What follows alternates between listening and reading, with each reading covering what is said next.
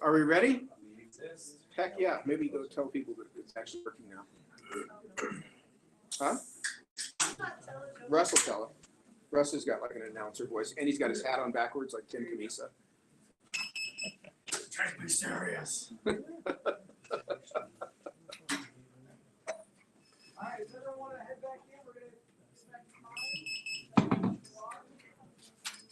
Take that.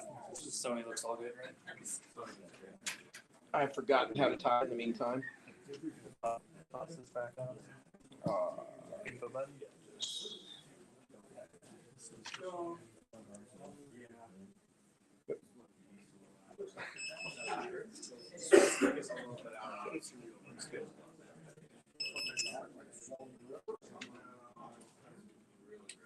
Here's that one.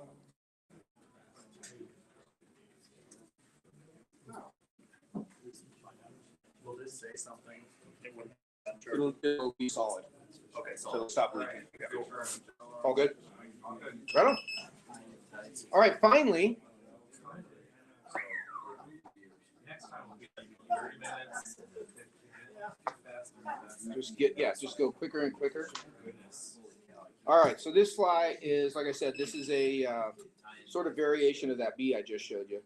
And this is called the Mr. Jones. And I'm not sure that, I honestly don't think I've shown this fly in a demo anywhere yet. So you guys might get the maiden voyage of this. But, you know, it'll be kind of similar to what you just watched me do on that bee, kind of as a warm-up. So I'm going to start off with a needle, and I'll put a little dubbing wax on it.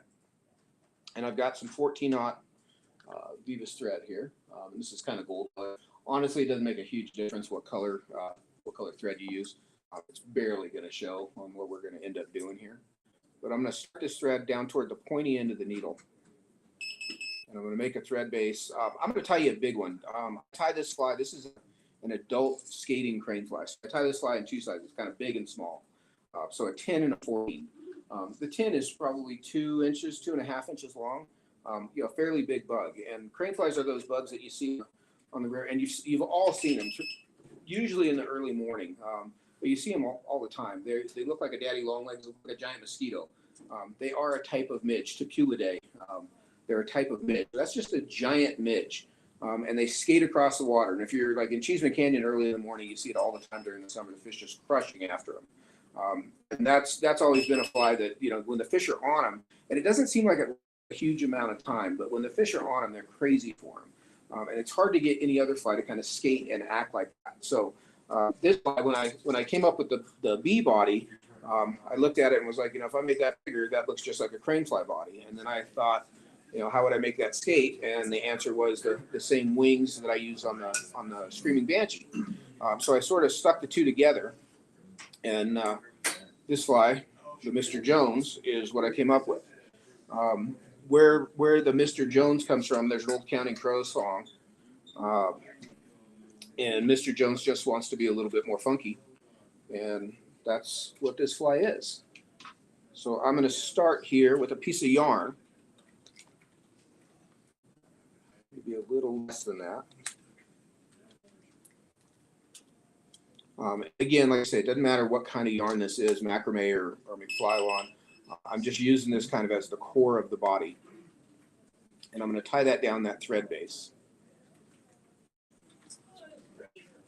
And then I'll take a strip, piece of foam go. A strip of 3mm foam. Quite focused there. A strip of foam that's about 2 by 3, 1.5 by 3. It's a little thicker than what I used on the bee. And I'm going to tie this in about halfway down my thread base and wrap over it all the way back to the end there. And then I'm going to take, for this bigger fly, I use 01X, which is 12 thousandths. So a little bit heavier piece of mono for the connection, but I'm going to attach it the same way. So I'm going to leave a little bit sticking out the front end, wrap back over it, fold it around. So I end up with those 2 strands sticking out the front end. Like so. So I'll take some of that glue, and you can see, obviously, this is the exact same step, just a bigger scale than what we did on the bee. to get this glue all the way around here.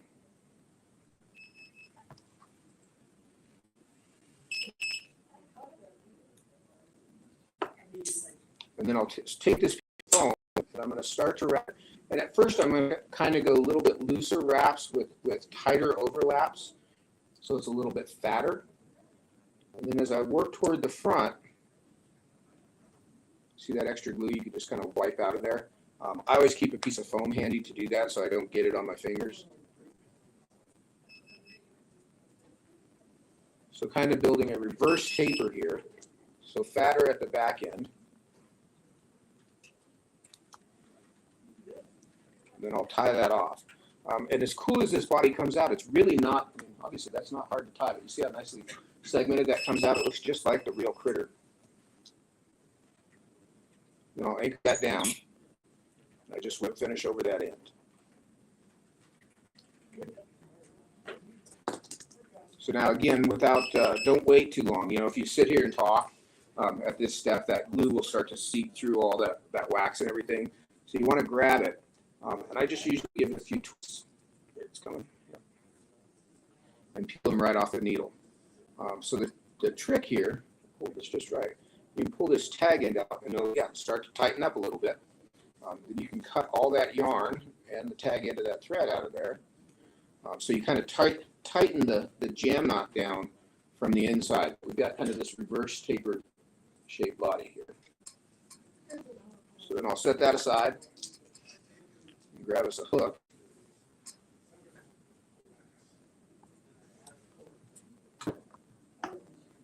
So if you're putting that needle in your vise, make sure that you adjust your jaws bigger. It's much bigger diameter than any hook shank that you'll tie with. So on the front end of this, I'm going to switch to GSP thread. This is nano silk, the Simplify nano silk, 30 denier, 18 aught, I think is what they call it. Yep.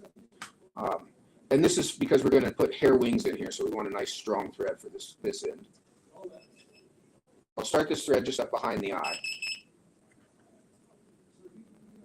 And I'll wrap back to just past the point on the hook. And I use these 2487s on these flies because they're fairly short shanked, they are short shanked hooks, but I don't need a whole lot of thorax on the front.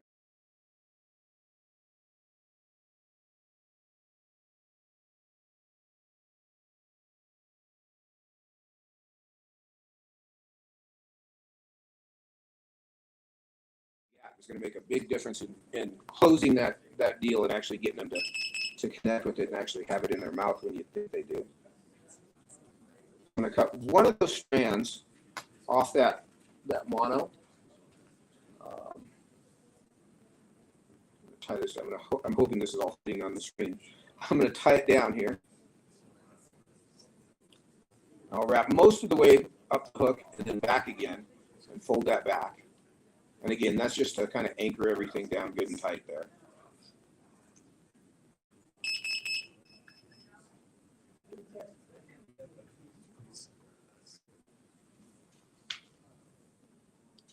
Something moved along the way. So you're just setting up on top. And you can see with that body, one of the problems with most of the adult crane fly patterns I've seen is if they've got a long, stiff body, and this is in the case of a lot of big bugs. When a fish eats a big bug, the real bugs collapse. You know, they're not near as rigid as your fly that's got a metal hook down the middle. So this fly, you know, as big as it is, that body folds right up out of the way when they suck it in, so they can actually get a hold of it. That was one of the best things about it because they can eat this connected to it. So now for the wings, this is bleached moose hair. It's just moose body and it's bleached so the tan color. And I'm going to take a pretty good clump of it to start with here. I'm going to cut it right down close to the eye. And you want to clean it out. The trash can's on the wrong side. Make sure you clean all that underfur out. I'll hold this up where you can see it. You know, fairly stiff hair and with plenty of length. And that's what we're shooting for here, some extra length. So I'll put this tips down in my stacker, stack them up.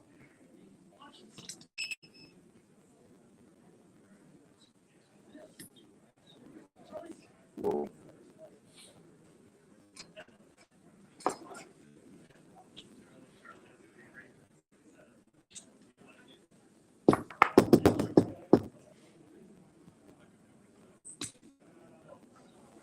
So get them stacked up nice and clean. I'm going to take this and measure it almost the length of both the hook and the body. So it's just a little short. If I hold it on that side, just a little short of the end of the body. Here behind the eye with this really strong thread, I'm going to put 2 turns around it, and then I'm going to flare that hair in place. And this strong thread makes this really easy. This nano silk thread is super strong and very small, so it doesn't create a lot of bulk. But this is a fairly hard hair. You couldn't do this with regular thread. This thread is going to make this job a lot easier. And then I'm going to build a band of thread traveling backwards toward my fingers here, toward the bend of the hook, to anchor that down. And this is real small thread, so you can see all those wraps I'm making, and it's not making not taking up a whole lot of area there. So then I'm going to take my butt ends and I'll kind of cut those at an angle. And I always leave just one extra so I can come back and get that later. So then I'll take this thread through those butt ends and just kind of anchor that down smoothly as I go. Back to where I started my threads. We're just going to leave that clump hanging out the front. That's going to be our skating platform. Then I'm going to take a little bit wider sheet of foam. This is this is 2 millimeters, but about half the gap of the hook. On that side.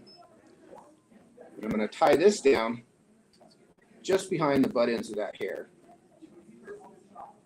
No, I'm not. I did it again. Forgot the damn legs.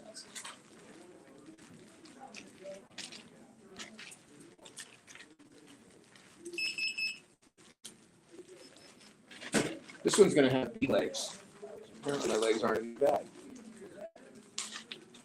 I know exactly where the leg. I tied one of these this morning before I came. They're on my desk.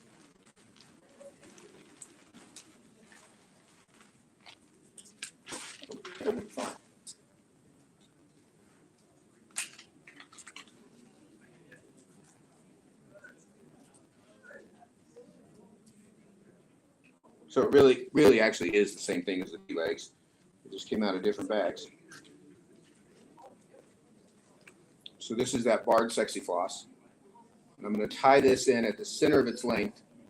Tie one strand back along the far side and pull the other end along my near side. And I just kind of want those widespread. You see a lot of crane fly patterns with knotted legs and little dangly legs. I don't think the legs are near as important as the action of the fly. So I put those legs in there, and I've tied plenty of them without legs, and they seem to work just fine too. So I'm not too terribly worried about it. Now I'll take that piece of foam. I'm going to anchor it down just behind the butt ends of that hair. Wrap back over it to the bend. And then I'm going to put a little dubbing in here. And this is just cinnamon caddis, super fine dubbing. And you can tie these, crane flies do come in different colors. I've seen a lot of olive ones. I've seen some kind of yellow colored ones. And they do vary a lot in size. There's some of them are, what I'd say is a size 12, like a size 12 regular dry fly hook, as big as these big ones that are, probably a size 6 or a 4. So they vary in color and size. The pattern is the same, just change the colors up to match. I do use the same color hair, that Leech mousse, on any of them.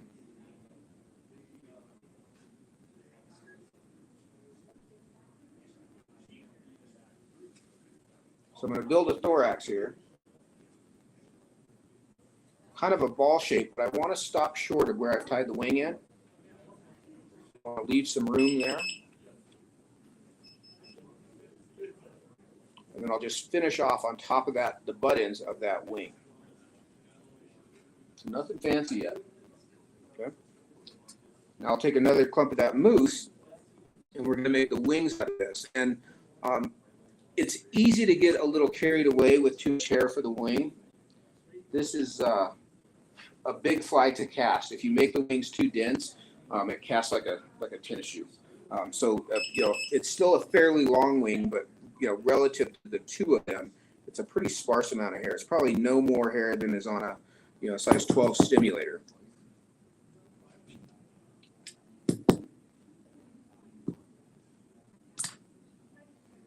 Okay, like so. It's not a huge batch. Now, I get this question all the time on the Screaming Banshee. When it's all said and done, this front wing and the side wings kind of make a perfect circle. And the measurement for that is, what I'm doing is I'm going to match this length to this length. The hair that I've already got on there, I want to close my fingers right down to the tips of that. So I've got it the same length. I'll leave myself just a little extra to tie in by. And I'm going to trim those buttons so that they're square. I'm going to set that right in on top with those buttons right up against the base of the front wing, put 2 turns around it, and just flare it in place. You can pinch from the bottom. You can see how hard that hair is, and that thread bites right into it. This fly really wouldn't be possible without this kind of thread. So then I'm going to take these 2 wings, and I just divide them. No X traps or anything like that. I just kind of split them with my fingers off to the sides. So. And I'm going to pull this piece of foam up between the 2, put a turn around it, and you've got to be careful here. This gel spun thread is really small. You can cut through your foam, so you want to kind of pull gently down to anchor that in place. And I'll cut that piece off. And then the last thing I'm going to do, get you a little better focus on what I'm doing here, is I'm going to lift this front wing up, and I put my thumbnail up against the base of it to kind of spread it out. And the idea on this, as well as the Screaming Banshee, is this is the bow of the boat. So this is going to keep the front end of the fly skating across the water, and it works amazingly well. Kind of spread out and give you a front view. So that big bow.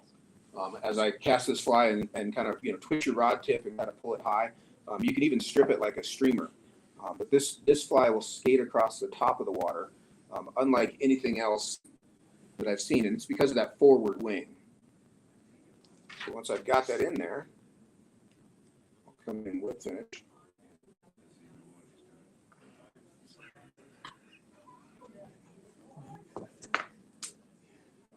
Can you see how everything's kind of cupped up? You can kind of get from that angle.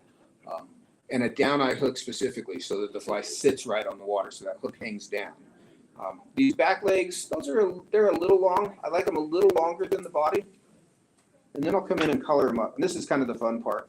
One of the cool things about crane flies is they've got really intricate, cool patterns on them. So I just use the tip of the marker to kind of stripe it. I always think of making them look like they're made out of wood. And I think that's probably part of their natural camouflage. And I'm sure this is 65% more effective. And if you use different colors, I mean, it's full on 200% more effective. Wintertime is long here. So we just kind of modeled them up there. And that's him.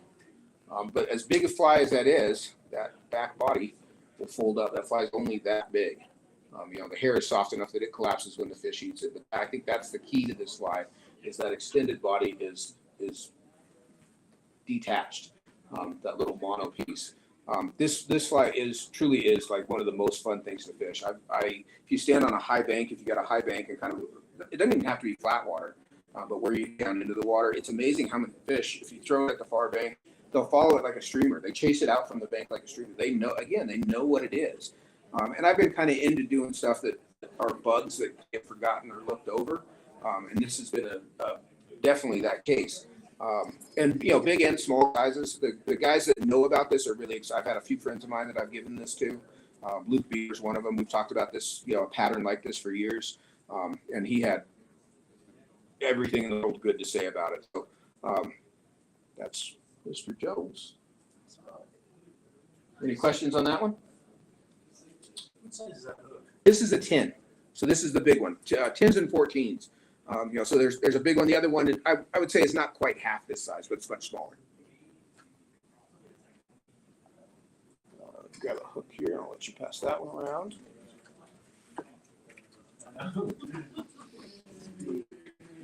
And then I think Matt's going to come tie next. Real good. So yeah, Matt Winkler's going to come tie next, and I think there'll be no delay. It should all be good to go. So we'll give him a few minutes just to get set up, and he'll be in time.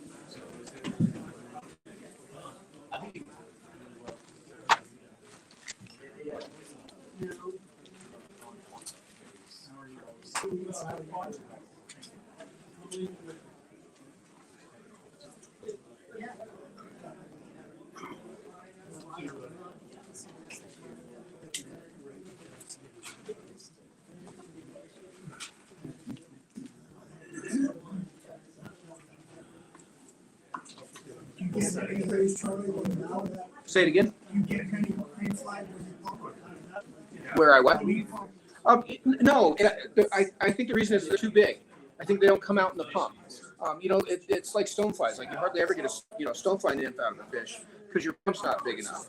But a lot of times you'll pick up a fish. You catch fish during the stonefly hatch and he pukes them out. But yeah, I don't find them in the fish, and I know they eat them. You see them eat them. But I think it's because they're too big. They just don't come out of the fish. It'd be what? Right. Yes. Yeah. For sure. I remember fishing the Platte back in the day when the water was high, and fishing a cranefly larva, or pumping a fish and getting like the very end of the cranefly larva in the stomach pump and like having to pull them out. So yeah, they absolutely eat them, but yeah, don't find them very often, and I think that's just a function of the pump. In early spring, Yeah, little early black stone. Yep. Yeah, early blacks crawl out on the snow and hatch.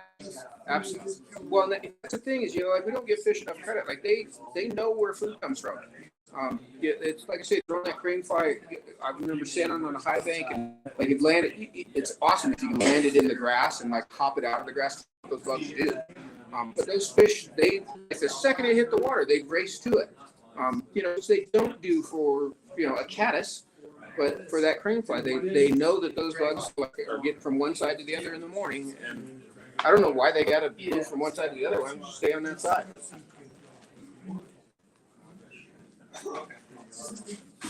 I did that. Yeah, I did that. I'm rolling to change that. I'm gonna leave my tools.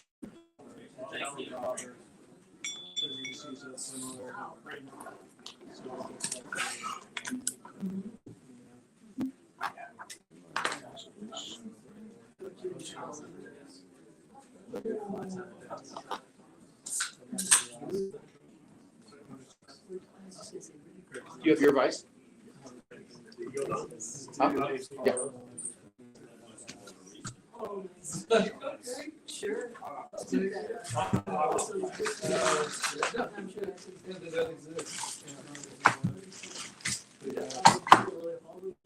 They're already loaded. Yeah.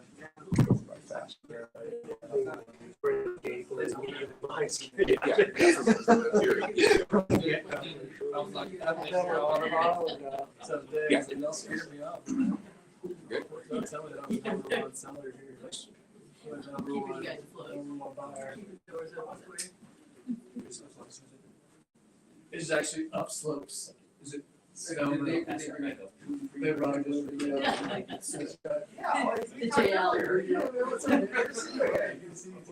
JL. I can smell it just as advertised. It's a GF option. Gotta have that. Rock shit, dude.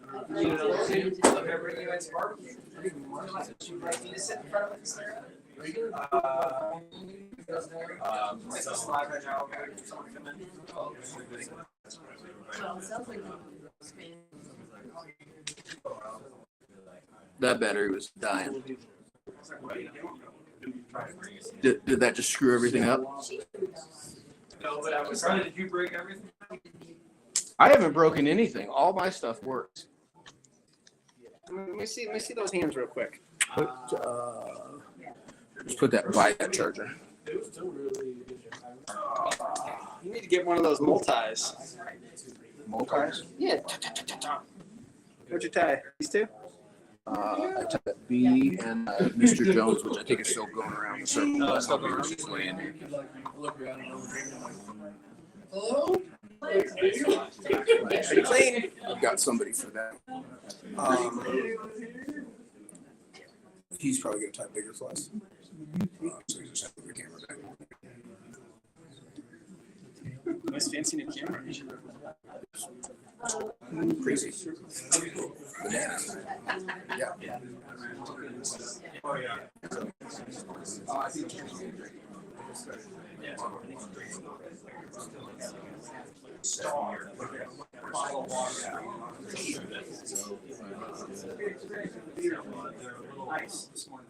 That's all. Thank you so much. I appreciate it. Yeah, can I take that? I didn't do anything out of the order.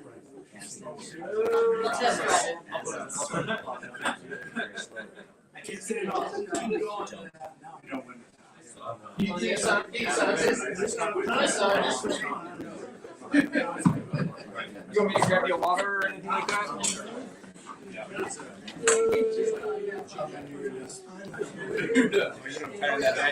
Oh, Jesus. You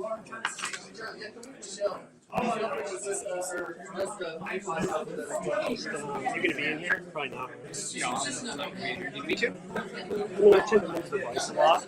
Someone at the outside, as long as it's just moving the vice back to the center. Oh, you tend to move the vice So much easier. I don't have to look like an idiot now.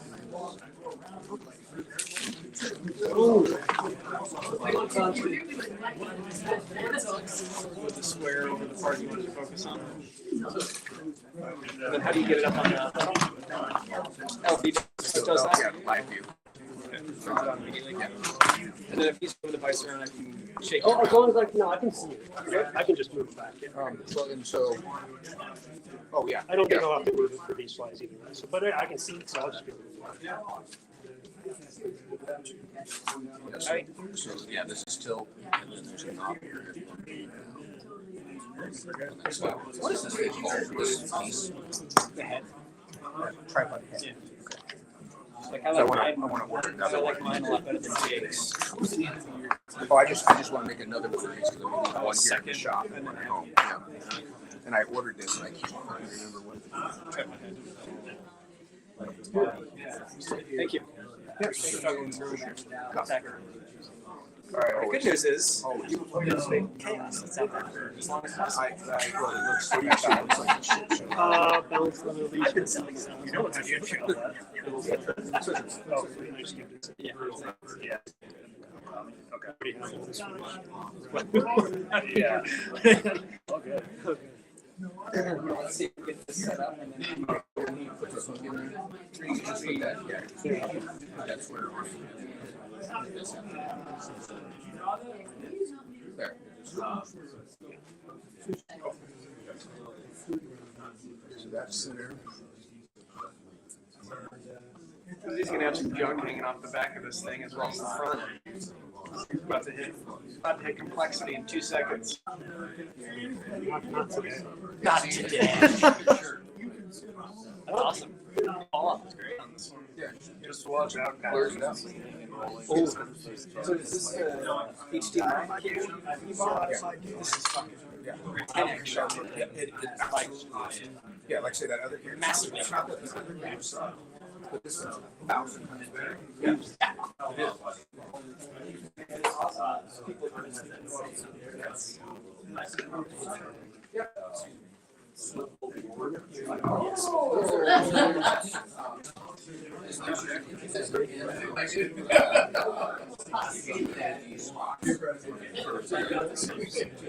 So the spots are actually not, they're great for pictures.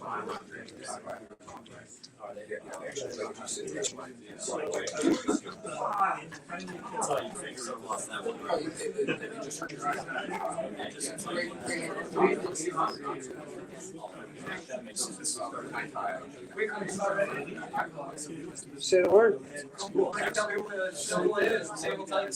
Yeah. I'm like, okay, I'm gonna be down there. How much time do I have? Exactly.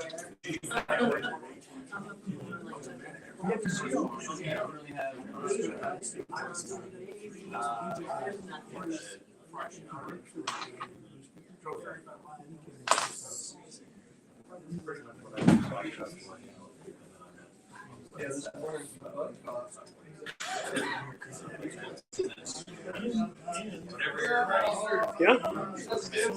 You want to wait a minute or two? What's that? Ooh, awesome. Do you want me to wait like a minute? Okay. Okay. Okay. Yeah, for sure. You always want to let me know when to totally start? Okay. You got it. And then when you're trying, the fly will be big, you'll be in the corner. So it's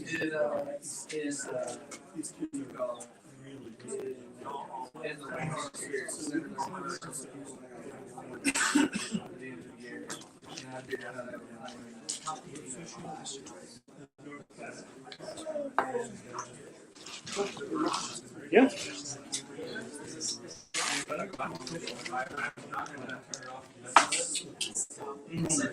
You're in a position of power.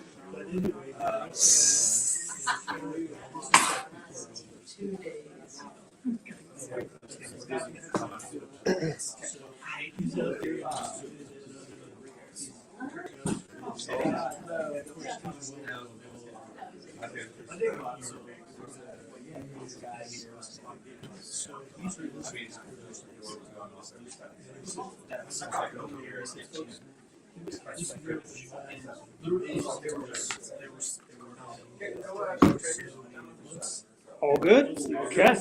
Let's get started. My name is Matt Winkler. I work right here in Charlie's shop. I've worked here for almost 5 years at this point. So yeah, if you're local and you ever have any questions, come in, talk to me. If not, everybody at home. Yeah, let's tie some flies.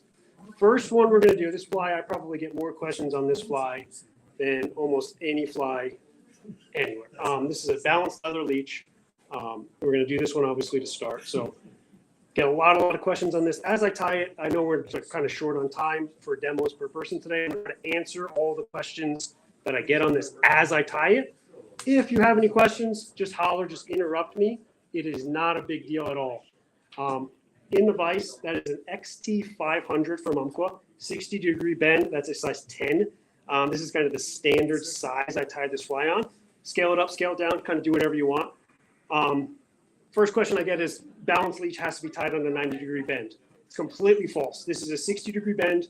You do not need a true 90-degree bend. They're actually kind of hard to find in the fly tying world. They pour lead jigs on them all the time with 90s. In the fly tying world, a 60-degree bend hook is absolutely fine. So that's in the vise there, like I said, number 10. Tying thread, any thread you want. Realistically, this is 6.0 uni in black. We're going to do a black fly with a chartreuse head.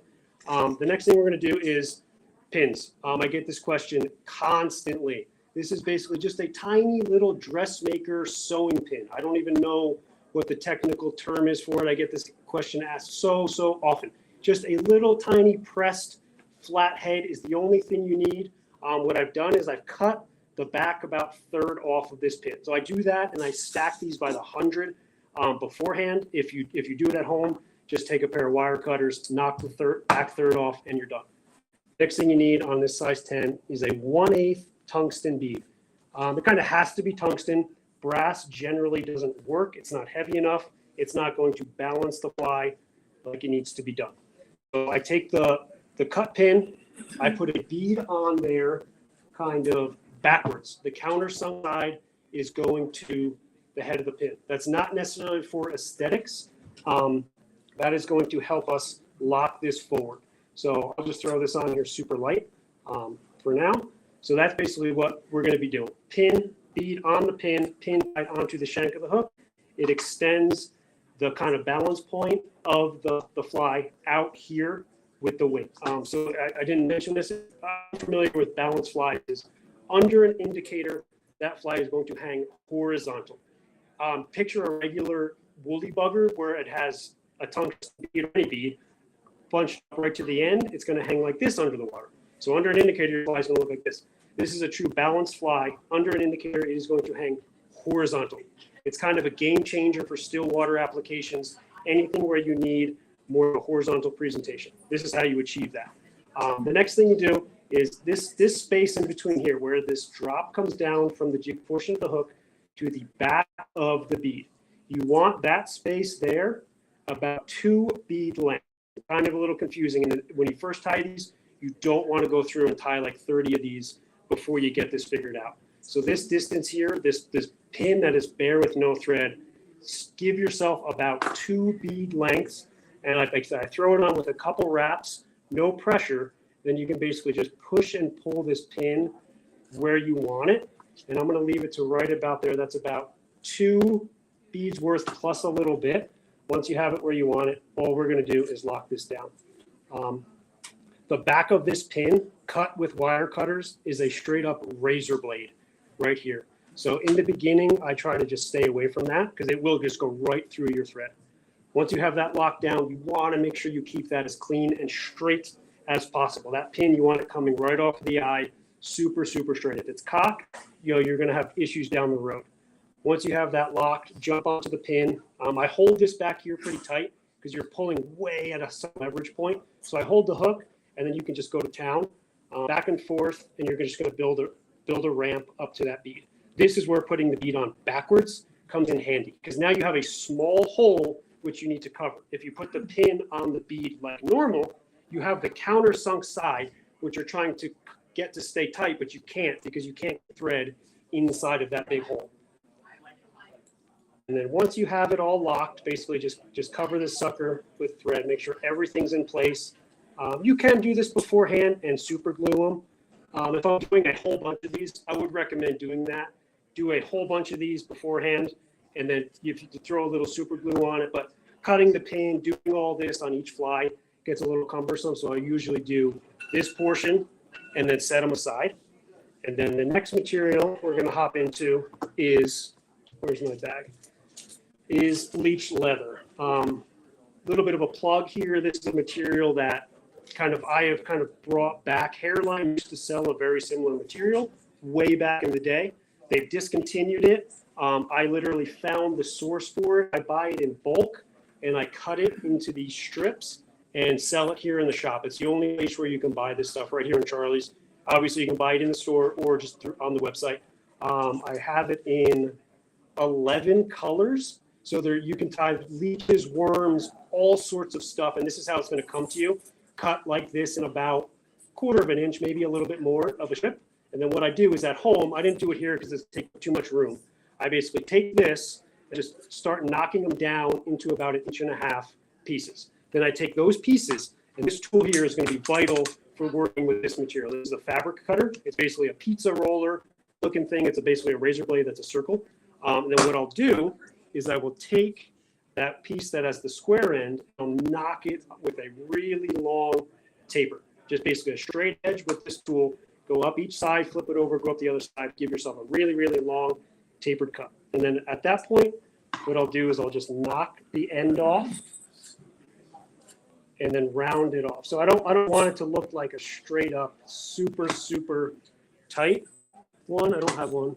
So that's all I did was knock off a micro amount off the tip and round it. That's our tail. Very, very simple. And to measure this sucker, we've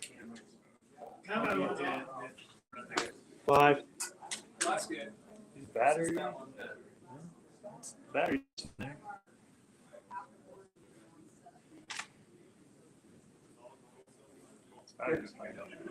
Back up. Okay. So we're back. So once you got these tails prepped, and again, same thing. I prep a bunch of these beforehand. I don't want to mess with the fabric cutter and the big cutting mat and all that. So I knock these out way in advance. But once you have your tail, what we're going to do is we've got our hook shank, our kind of pin, and our bead. I'm considering that whole thing at this point the hook shank. So I'll take this and I'll measure it. I want it to be that entire length plus a little bit, right about there. I'm going to pinch that, and then I'm going to give myself just enough so that I could grab this and lock it on right up to the pin. What we're going to do is just bury that. This stuff cinches down super, super clean. You basically end up with something like that. If you want to test yourself, all you do at this point is fold this over, and it sticks out past the bead a little bit. I like it a little bit longer, so that's about perfect. Again, if you don't go any further, look like that, and you should be good. At this point, just so you can see what we got going on, I am going to.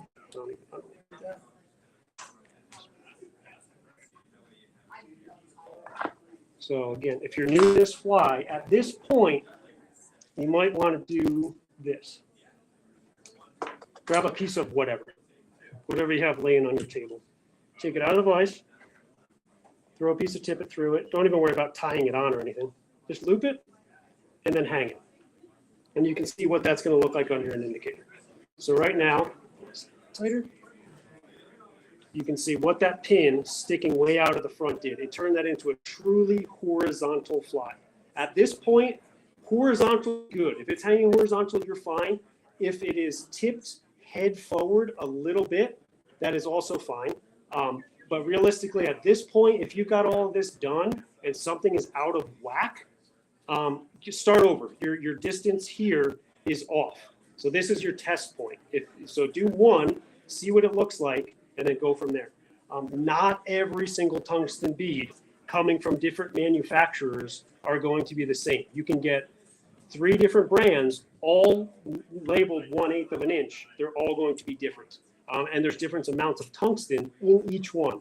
So test the beads you're using before you do a bunch of these. Because if they're all wrong, you really can't go back and make it any better. So once you're satisfied with that, the next material you're going to do for this fly, it's very, very simple, is semi-sealed dubbing. I love this dubbing. For this particular color combo, Black Magic, it is number 49. And then when you're working with, this whole fly is, what's that? Semi-sealed dubbing, not the mega. There's 2 different kinds. You generally don't see the mega too often. That's a longer fibered version of this. This is just regular semi-sealed. It comes from a company called Arizona, where a guy named John Romer develops this stuff and sells it. Fantastic dubbing. And then what I do is I take a bunch out. Anytime you put anything in a dubbing loop, take the dubbing out, take more than you need, but this is just an unruly mess. What I do is I pull it, stack it, pull it, stack it, pull it, stack it. Just do this, 10, 12 times. You're never going to get all the fibers to lay super straight, but you're also going to take out any twisted fibers that are in here. And then you'll see what came out of the bag versus that. Much, much cleaner. And then at this point, just throw that on your table. And then the next thing is a dubbing loop. If you're not familiar with how to make a dubbing loop, I think it's one of the best tying techniques ever for things you don't really see too often on tiny trout flies. When you start scaling flies up, a dubbing loop is a fantastic tool.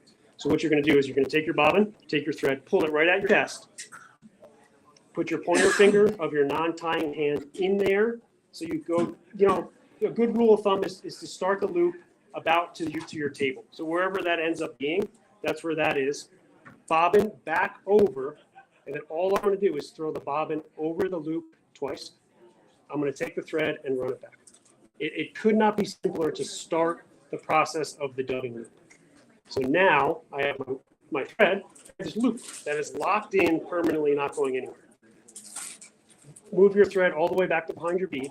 Now we're going to take our pre-stacked, kind of semi-cleaned up, pile of dubbing. And what I do is everything on tying hand at this point.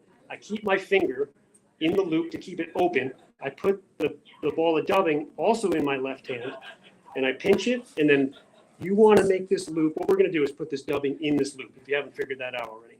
But you want to put it in there very, very sparse. Some people in the beginning will literally take that and do that. It's never going to work. It'll spin, but it's going to make a giant mess.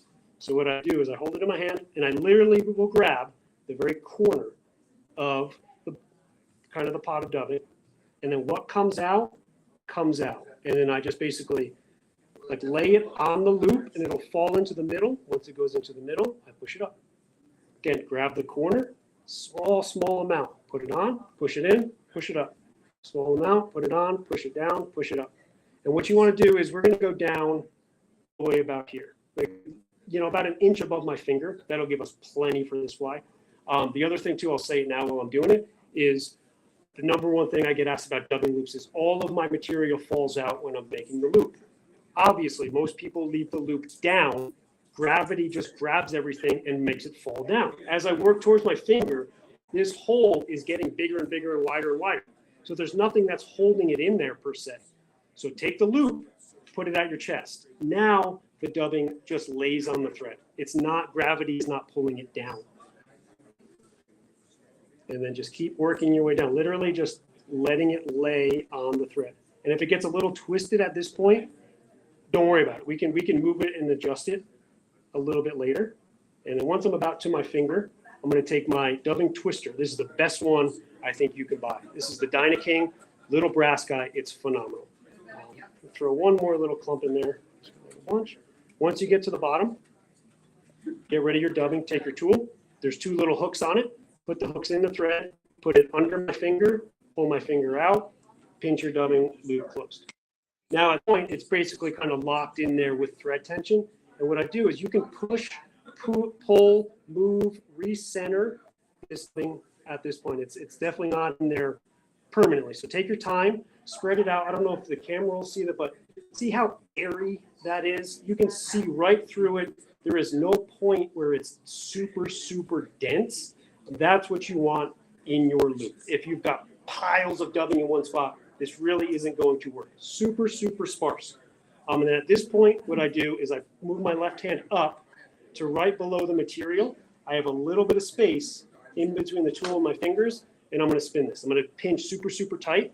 And that's going to spin the thread in between my fingers and the tool. Once that's tight, I let go, and it's going to shoot the twists right up the material. It could not be simpler. Pinch the thread, twist it, get that really spun in between your fingers, let it go. I will say one thing, 6.0 uni has a breaking point when you're making dubbing loops. I really find diameter strong enough. If you over twist this loop, you will break 6.0. So just be cognizant of that when you're doing it. Once you have that twisted up, come in with a dubbing brush. I really, really like bristled brass brushes for this, and come in and rake this pretty darn aggressively. You want to untrap any fibers that are in there. And then at this point, this is a great gauge of how tight your loop brush is covered in dubbing. You're not spun tight enough. You just pulled all of the dubbing out of the loop. So this should be clean. So you want to make sure that's tight enough. At this point, all you're going to do is you can just leave the tool in there, just put it into the palm of your hand. And all we're going to do is palmer this loop up. Start right behind the leather tail, and I'm going to wrap this. I'm not going to wrap this super tight. I'm not going to space it like you would a wire rib on a smaller fly, but I'm not going to stack these super tight either. I'm going to put just a little bit of space in between the wraps. And just go slow. And each time I do, I grab the thread from front, pull it back, and then I wrap that every single time. Once you get to the end of the hook, just obviously just go forward, hop onto the pin, and then continue forward. Back a little bit. Once you get to in between the kind of where the hook ends and the pin starts, I do wrap the wraps a little bit tighter. That's going to give you a little bit bulkier head, slimming out to like a slimmer as it goes towards the tail. Once you get up to the pin, just basically hold this. This is another I get a lot about. People have a hard time tying off a dubbing loop. Literally, again, it couldn't be simpler. I hold this up. Tool is still on there. It's in my hand. I take my thread. I throw it over 1, 2 times, 0 pressure. I just threw it over, let it hang. Now what I'm going to do is I'm going to pull down, I'm going to pull up. So pull up on the loop, pull down on the bobbin. That's going to basically cinch those tight. At this point, you can literally go. Two turns, almost no pressure, pull tight, take your tool off. Now at this point, I come this way, make sure you have everything, throw your thread on, and just build a little bit of a head. That's going to lock that dubbing loop back. Come in to cut off, another thing to cut off a dubbing loop, little tiny triangle in your scissors, push your scissors, pull the loop. That'll cut the thread out the middle, but leave the long dubbing in there. A really cool trick, if you just, you're gonna see this point where you cut off your dubbing loop. So little triangle, push and pull. At this point, in terms of a whip finish on there, is plenty. Make sure that's pulled really, really tight. Cut your thread off, and then we're gonna go back to our brush. When I like to brush out dubbing loops, what I do first is everybody just immediately wants to go back aggressively and do that. What I do is I go forward. Because if you go this way right out of the gate, you're cleaning this part, the front of the fly, no problem. But the stuff that was wrapped first has all its material basically put on top of it. So you're not getting that. So what I do is I go forward. That's going to get the stuff by the tail and basically just stand everything up. Once you have everything stood up, just basically come back and veil it back. And what that's going to do is lay all those fibers back super clean. And you're always going to have these kind of little erratic guys. So what I do is I go in and basically don't just give this a haircut. I just go through and pick out the longest fibered loops in there. All right, just knock the tips off of anything long, wet my fingers, pull it back if there's anything that I don't like, take it off. And that right there is the balanced leather leech. That leather tail hung horizontal under an indicator is absolutely dynamite. That's how it's going to look under an indicator. This material, again, you want it super, super sparse. You don't want this, really, really bulky in the water. You want all these fibers to be able to lay back. And that's it. Super, super, super simple fly. And I forgot to bring a, what's that? Right. Good call. Good call. You knew what I was thinking. Final trims, it's not allowed. No.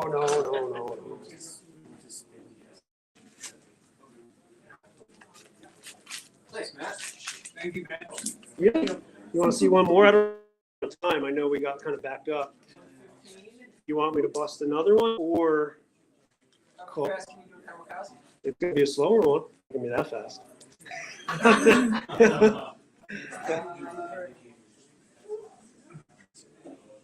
Yeah, you do that in 30 minutes? Oh, 30. Oh, for sure. 30. Oh, yeah, for sure. 30. Yeah. Okay. Yeah, go on, man. Matt, on your last fly, bead color, does it make any difference? It can. I'm a huge fan of chartreuse and black. Orange and black is good. But when I get into more natural olives and peacocks and stuff like that, copper, gold, honestly, all said and done, I haven't found that like a color of bead makes a big difference. No. Not the same, but it's just contrasting. For sure. If the water's dirty, I will say this, a lot of times in stillwater fishing, you're fishing in a lot of windy conditions, water gets really dirty. A black silhouette fly with a chartreuse bead is sometimes is absolutely hard to beat. That contrast in the water, they can see the black silhouette.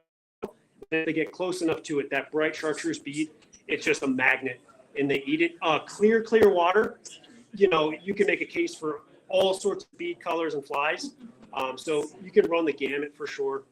I have a buddy that fishes these a lot, and he swears by a silver bead on a leech, which doesn't make much sense, but that shininess in the water. So I don't have a definitive answer on a bead color. I personally use it for stillwater pretty much exclusively. I have buddies, including Jason, who's right there. I have a buddy on the Arkansas who guides out of a boat, and this is one of his best guide flies. So he'll put that under an indicator, have his clients fishing next to the boat, just dead like a nymph, and he says it works phenomenal. So you can, again, if you think about it, this under an indicator is basically going to do what any other jig fly is going to do. It's going to get, once it's dead, it's just basically going to, bounce on the bottom, but keep a horizontal profile, which a lot of fish don't see a lot of because there really aren't that many flies tied like this. So it will absolutely work for sure. Yep. Give me 1 sec to clean this up, and then we'll knock out another one.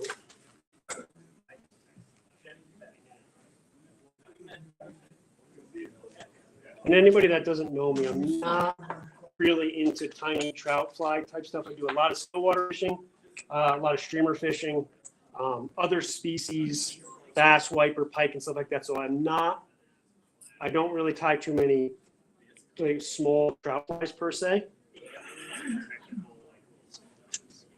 The next one we're going to do is how much Sculpin. That's this guy in the bin right, or in the vise right here. It's a really, really good Sculpin imitation. It comes in several different colors. We're going to do this black barred olive one. It's not an articulated fly, single hooked, rides hook down. It is easy to cast for a streamer, and it's you know, in my opinion, it's an appropriate size streamer. Nowadays, a lot of people have a bigger is better mentality. They're fishing trap streamers that are this big. Once a fish is educated to a fly of that size, you'll get a lot of follows, looks, but a lot of refusals. So this fly, this is a size 4, and at that about 2.5 inches is just a very, very good size fly to get fish to commit on and eat. And we're going to start with this is a 5263. That's Yemco. I'm gonna switch to 140 UTC on this fly. The head of this is going to be another dubbing loop made of rabbit fur, and UTC, especially the 140, is hard to break in a dubbing loop. This thread has so much stretch in it that you can put so many twists into it before it'll break. If I tried to tie this exact fly with 6.0 uni, which I love, when I get to the head, I am most likely going to break the thread making the loop. We're going to find this is a pseudo eye. These guys come from Hairline. This is, in my opinion, like a better quality dumbbell eye. By all means, use lead. If you want lead, absolutely use lead. These are kind of a brass style dumbbell with eyes that are enameled inside of it. So in my opinion, they hold up way better than lead does. And this is a size large. And these guys weigh, if you're curious, these weigh 1.2 grams. A large lead eye from Wapsie or Hairline, doesn't matter where you get them, they're all the same. They weigh 1.5 grams. So you're really not dropping too much weight for that. Plus, it's a little bit lighter to throw. The fish won't sink as fast. And you get these just really nice, clean eyes that are tough to break. And then always, always, always, when you're tying on dumbbells, super glue is your best friend. And this right here, as I throw super glue over my lap, this right here is an absolute game changer. This glue from Loctite, it's just Loctite liquid super glue, is phenomenal. This single glue has replaced regular head cement, high gloss head cement, and the real thin kind of Solares bone dry materials. This stuff here is phenomenal. The one downside to using super glue in the past was that if you touch the super glue before it was dry, if it got wet before it was dry, if you pulled too much of it up, it would turn white. This super glue, if you just leave it be and let it dry, dries with a super, super hard, super gloss finish. It is phenomenal. And like I said, always, always super glue your dumbbells in. If you don't, they will inevitably spin on the shank. There is no two ways about it. Next material, we're going to use the tail material, which goes under the rabbit. This is angel hair. I just pull it out. This stuff is so unruly. I don't even take it out of the bag. Just grab a corner of it, pull it out, whatever you get, just tie it in half. Anywhere on the shank, it doesn't make any difference. Take the rest of it, pull it back, and then lock that all down. This stuff is super, super straight though. So, okay. Sam. Lost the camera. Just It's the just one we a- see. The big one. Yeah, the one up there. That one we're gonna have to get Charlie. I think Russ also knows how to do it. It might be factory that though. We've got, I think camera might be formed. I think they were just like, On the bottom. I think they were just taking a picture with it, like just snap the shutter, Yeah. and then it was turned. It's probably just because it's not being used and it's just shutting itself off. Yeah, it's just from from sitting too long.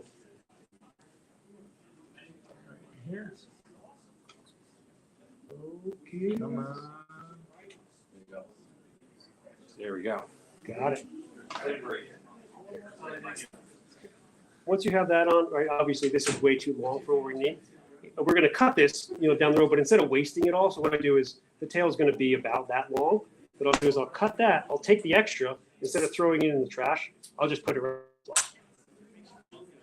Just a little bit less material ending up in the trash, and that's going to be our tail. Again, just don't worry about the length and/or what it looks like at this point. It's going to be cut later on.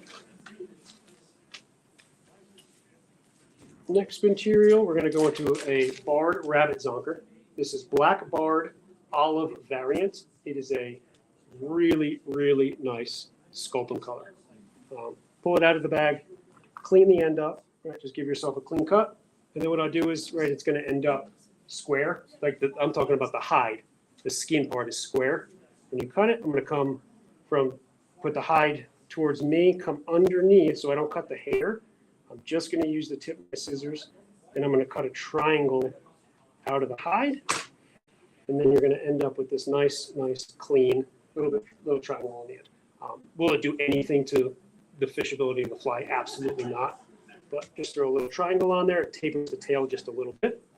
And then for measurement on this, what I do is I take the hide, I throw it on the hook, and then I just want the hide to be 1 shank length long. So wherever that ends up, I pinch, and I wet my fingers, and I come in and I give a distinct break in the hair, right? Part it all to one side in either direction. That is where we're going to tie this on. Lay it right where you want it, up and over. Again, don't pull. So many people want to pull tight right out of the gate. Like when you're trying to put something on there, I'll do 1 or 2, no pressure, and then I'll just pull straight down. That's going to leave it where you want it. And again, I'll wrap over, pull down, wrap over, pull down. This is 140. You can pull quite a bit on this.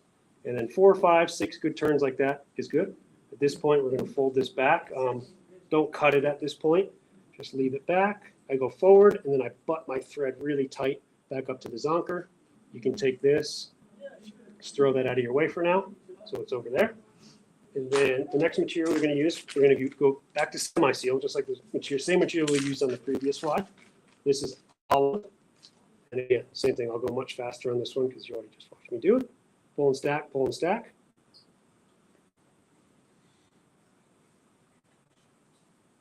Dubbing loop, pull out your chest, over, wrap it back. Wherever you end your thread is where that dubbing loop is going to start. So you want to make sure you get your thread all the way to right where you tied off the rabbit. Open it up. Corner, same as the last fly. I'm not a big streamer. I'm not going to add any more dubbing. Grab the corner, what you get, pull it, put it in, pull it, put it in. This fly is actually going to have 2 dubbing loops on it. The body one, which we're doing right now with dubbing, is the easy one. The head is where a lot of people struggle with this fly. And I'll walk you through that. But this one is an easy one, just dubbing, put it in, close it, pinch it, throw your tool, get it spun before you go crazy fast. Twist it up. And once you get the hang of this, you really can't mess these up. It's just about not putting too much material in that loop. Once you have it, break it out. If you can get your hands on one of these guys, these are really hard to find these days, get one. These things are your best friend when it comes to a dubbing loop. Let's have that. We're gonna wrap this one, since it's like an underbelly on a streamer, you can wrap this much tighter than we did on the Leech.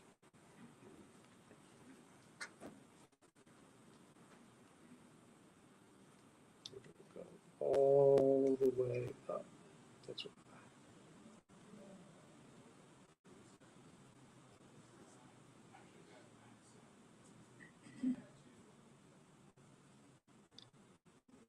And you can go, stop like when you get like 1 turn behind the eyes. Again, no pressure. Through the bobbin over twice, pull down, pull up. Good. Take the tool out, lock it. And then what I do is I come back and I jump up onto the loop. Cut that out. break it forward, break it back. This is going to give you a really nice vein, which is going to end up being the belly on this fly. It's a little bit lighter than the wing, real nice contrast, light and dark. At this point, just part it on the back, pull it down, take your zonker, pull it over. And then when we tied in the tail, we're super, super careful about parting the fur and getting it right in the middle, because now that's where that's going to come into play. Since we didn't trap any of the hair, it just all is going to lay super, super clean. This part, I actually don't want to part it at all. What I do is I pull it fairly tight. I lay it where it's going to be. Again, 2 turns, no pressure, pull down, pull down, pull down. By not parting it and now cutting it, you get this real nice kind of bump right there. You've got a bunch of fur stacked right at that tie-off point. So you get a really, really slim tail, nice kind of the start of what would be kind of a shovel head for a Sculpin. Once you have your zonk cut, a couple little figure eights, just lock the butts of the fly. At this point, you can flip it over, come underneath, cut your flash just short of the fly. And now there we got that. We got our tail, our back, our belly, our flash, something that looks just like that. Next material we're going to hop into is a mallard flank feather. These guys, they just come in a bag like this. This one happens to be Wapsi light olive. There's not a huge difference between light olive and regular olive, but these guys here, if you don't use these too often, very, very good feather. Really, really nice small modeling on them. And what we're going to do is we're going to palmer this onto this fly. Give the fly a nice model look. The fibers are going to fold back. And you want to dig through these bags. This is just a crapshoot on what you get in here. A lot of them are going to be too small and unusable. So I pulled out a couple of choice ones. You want a big one. What you want to do is, before you even do it, measure it, just like a dry fly. Pull it off of the stem, hold it to where we're going to tie it in, and you want the fibers to go past the hook itself, past the shank, past the bend. You want it to be a little bit longer than that. Once you have your feathers selected, what you're going to do is come up on it, get all of the stuff on the bottom that's either fluff or very wispy. So you have start with nice clean barbs, and then we're going to take the other side of it. We're going to grab the tip, pull down, and just kind of pull up the ones that get pulled down until you end up with a clean separation of the tip, just like that. We're going to take, 80% of that off and just leave a little tiny triangle on there. We're going to take this triangle, this is going to be our tying point. And just like any other fly, you want to orient the feather the right way. You want the kind of the concave portion of the fly facing that direction. So the natural taper or orientation of the feathers goes back. If you do it the opposite way, it'll be pretty obvious. When you pick this up, they're going to go forward. So you've just did it the wrong way. So you want to orient it, make sure you're tying it in the correct direction, and then really lock that sucker down right there so it doesn't pull out. And then at this point, to kind of prep this feather a little bit more, is stand all the feathers or the fibers up, and then we're going to wrap this direction. I wet my fingers, I come from this direction back, and I pinch all of these fibers. Getting them wet really helps, and I just pinch them at the stem. Fold them back, pinch them. And now you can see they're already starting to get trained to go even more that direction. And once you've got something like that, and since we pulled off all the fluff on the bottom, all we're going to do is palmer this whole feather. I like quite a bit of this on this fly. Lift up, and each time you wrap, just make sure you're not trapping any fibers in the wrong direction. And then once you get to the stem, the bare stem, couple Tyer wraps. This is something where you kind of want to hold on to because there's a lot of pressure in this stem. It's fairly thick. So I'll switch hands, and I won't let this quite go until I throw a couple wraps on that side and that side, just so it doesn't untwist. Once you have that looking like that, come in, cut that out, take a bodkin, and then just kind of come in and separate these fibers. You can see how immediately those fibers on the side just give that really, really nice Sculpin look to it. At this point, we're going to clean this up a little bit, and then now we're going to work on the head. Up to this point, this fly is a no-brainer. Very easy. There's nothing complicated about it one bit. The head is where it starts to get much tougher for a lot of people. Next material we're going to switch to is frost tip rabbit zonkers. There's got to be a setting. No, Well, Russ says it might be if we start recording. Oh, then it probably won't yet. Shut off due to inactivity. Let's, he says he hasn't tried it with the new cameras, so let's see if it broke. Uh-oh. So just like the back and the wing, this is just a rabbit zonker. This is it's called frost tip. What that means is it's dyed 2 colors and it's barred. The bottom of it or the base of it's black, and then the tips are dyed olive. This is going to give us a really nice color on the head. If you don't want to source this or use it, I would just use all olive or all black. If you cut this off and put it in a loop, what we're gonna do, bars just mix with the olive, and this color gets super muddy with the bars on it. So I wouldn't use that for the head. I would use this one, all olive or all black. And then what we're gonna do is we're gonna have to prep the material for this. So what I do is I take this zonker, I flip it over with my left hand, I grab about as much as I can, actually hold, which comes out to about 3/4 of an inch. And what I'm doing is I'm pulling the fiber straight away from the hide and in my fingers, and then that's obviously the hide there. What I'm going to do is take the scissors, I'm going to come in between my fingers and the hide and cut off just the fur. So that goes away.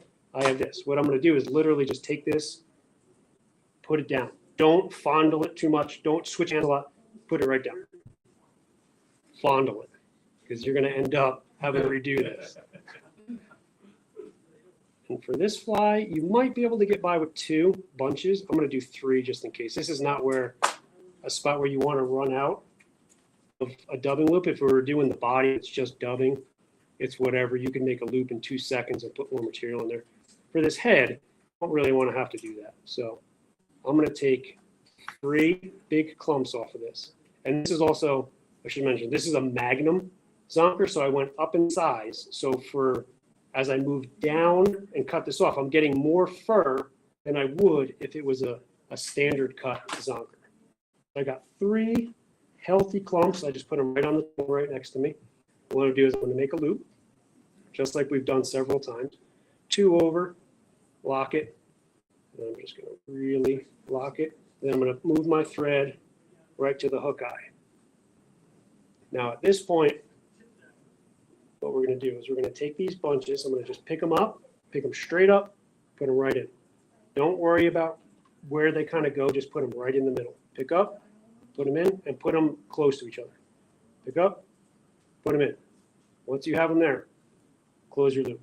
We're not going to spread this beforehand. It's going to turn into a nightmare. So we're going to close this loop. I'm going to pinch it. I made this loop much bigger than I needed. So I'm going to pinch it way up here, let this hang. And it's not going to, it's going to come out. So once we have something like that, now we're going to carefully pull the first 2 bunches we put in down, and then we're going to start to squeeze out the top bunch. And once we come down, we're going to move. We're going to go to the middle bunch, just like we did with. You want this to be sparse in there, right? You can't leave those bunches super tight.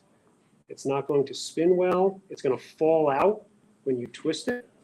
So it's carefully just work your way down. Little tiny pushes and pulls. Once you get the hang of it on how much pressure you can apply when you're doing this, and see how we've turned those 3 clumps, which were like within a 1-inch space. We're approaching 7 inches at this point. And just carefully go down. And then at this point, I'm just going to come in and I'm just going to knock off anything that's way farther than anything else. And then I'm going to come in, I'll do it since it got too oriented. Pull it instead of pushing it. You can push or pull, but what I'm going to do is pull it so the butts get closer to the thread. Right? We don't want the material centered. We're going to make a brush with most rabbit tips. So we want it one-sided. So what I'm doing is pulling it so the tips or the butts are much closer to the thread.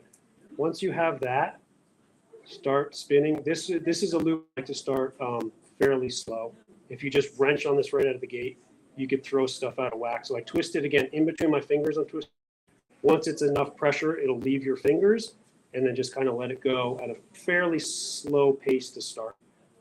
And then once it's locked, you can go to town. Like that 140, you can just feel it in your fingers shrinking up. And then if I pull back on it, I can feel there's so much stretch in that 140. It's great for big kind of complex dubbing loops. And right now we have that. And then all we're going to do is come in and rake this out.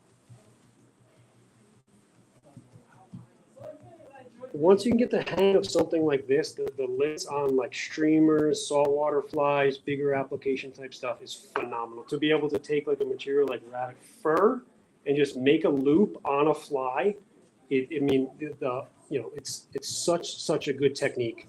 And again, really rake this out, and there's literally zero fur in the brush. Again, if this brush is filled with fur, it's way too loose, and whatever you do to finish the fly, as you fish it, that fur is just going to get pulled out more and more. But that is what you're after. Super clean. You can pull on this. The fur doesn't go anywhere. You're eliminating the hide, which soaks up a bunch of weight, and where people have trouble fishing big streamers is the big zonker type stuff. That hide is where all the weight comes from. All the movement comes from this. And then this is the undesirable portion, the skin. So we've eliminated the skin, kept all the good parts. And at this point, what we're going to do is just wrap. You should generally get like 2 wraps behind the dumbbell. So there's 1, there's 2. And then when I get to the dumbbells, I want to stack more on the top. I don't care about the belly. I want to conserve all of my hook gap.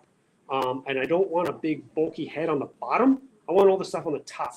So when I get to the eyes, I go through them from back to front, through the eyes. I go underneath the eye on the far side, fold that back. I come my way again from back to front, cross through the eyes, underneath the eye, back up that side, again through the middle, and then continually kind of wet that and fold it back. And you should get anywhere from like 1 to 3 in front. You want to stack them pretty tight, but not to the point where you're going to ruin your hook eye, obviously.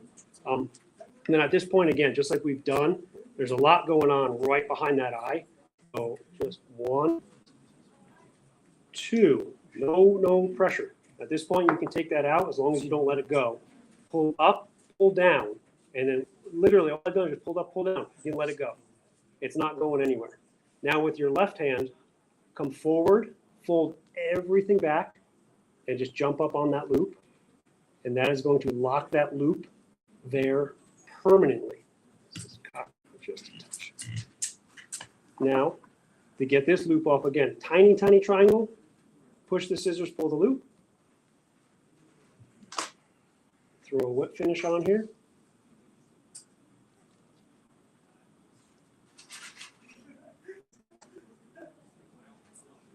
And if you took your time to make the brush nice and clean, you shouldn't have to do it at all. But at this point, you could come through and clean this up.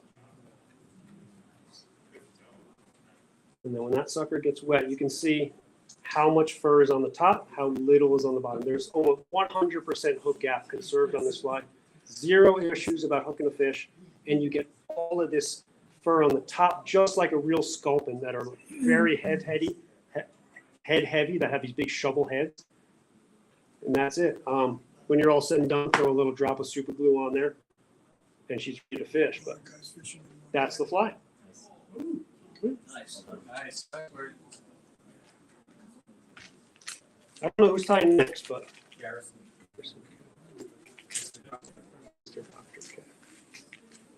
I have a question. Yeah. When you tie articulated, do you use restricted? Or do you use That's a good question. When you're doing a traditional kind of articulated trout fly, that bead is super important. I've never been a fan of multiple beads. If I can get away with 1 bead and keeping that junction close, just enough where I need only 1 bead, that is ideal for me. I don't like stacking lots and lots of beads in there. It just ends up causing more trouble than it's worth down the road. So I'm a one bead guy, keeping the junction close.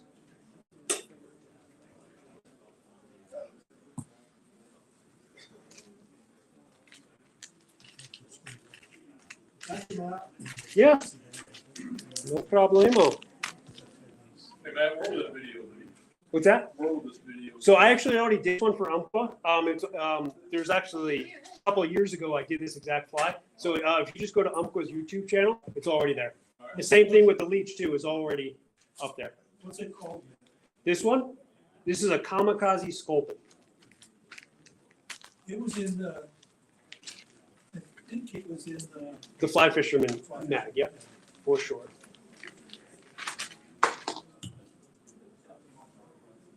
So what color combinations would you tie that in?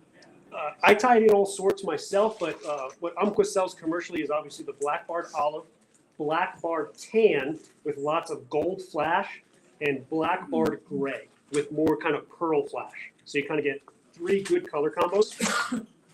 And it does come in 2 sizes. That's the 4. That would be like the large one. It comes in the size 8 as well, so a little guy.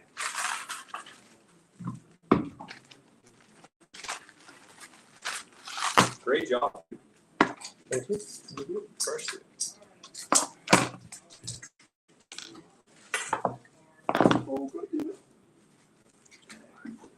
Don't extra break anything, man. Yeah, I've already done enough damage today. I know. It's a nice bag you got together. Yeah, thank you. You travel with it often? Is that your vice, Matt? Do you mind if I use it? No. Okay. I think I brought one. Oh, yeah, you know, you I can. don't know if I could use it. Oh, we've got plenty of bikes to do. Okay. Charlie's is probably around here too. Cool. We'll probably do better on that one. This one has a lot of good mojo, you know. That's what I need. Mojo. That's Only what I catching big fish. Charlie's is so. Yeah, I used to say hi there. How you doing, buddy? Good, how are you? Good. You've got the turn out.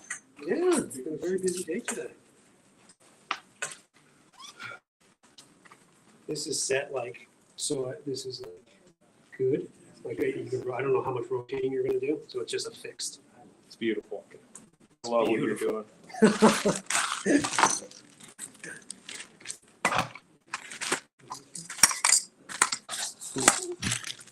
Do you need anything else, you think? I'm sure I forgot something, but we'll find out in a minute. Just holler. Okay, I Maybe appreciate you you. can grab the materials in a river. I already bought a couple things to fill in the gaps, so should be good. Once you're set, I'll set your focus and we'll record, so we'll have a recording of your time. Great. On this behemoth of a camera. Are Charlie's hands big enough? Not sure.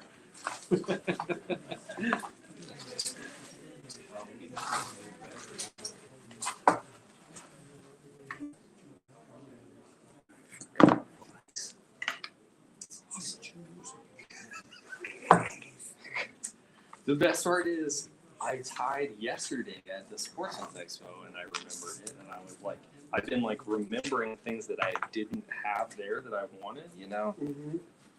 But vice is sort of a kind of a basic piece, you know, that you usually would think about. It's so basic, it could be easily overlooked. See, that's what I'm saying. That's what I'm saying. So much shit. Alright, we're gonna swap that as much as I don't wanna mess with any aspect of this entire process. There's gotta just be a setting on the camera to not, it's just gotta. I think there is, I just Due to think, I think it's inactivity. that new camera smell, basically. Yeah, if you're not using the, I'm gonna shut off. Well, I think it'll be nice, I mean, Garrison's gonna tie something delightful and new, so there's no recording of you, I assume, yeah. Correct. Well, you could proactively record it Yeah, so we'll be doing and then that for save this. it for whenever. Yeah. Well, that is, I'm thinking right there. you would never think it based on today, but I do try to plan.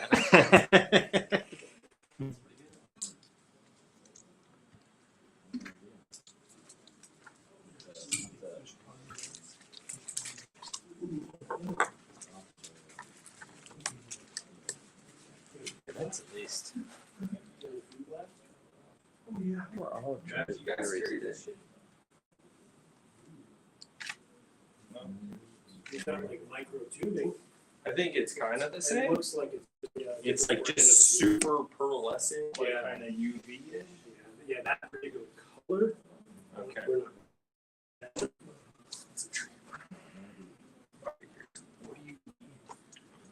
You up next there, Garrison? That's me, buddy. I'm up. I'm getting prepped, getting excited.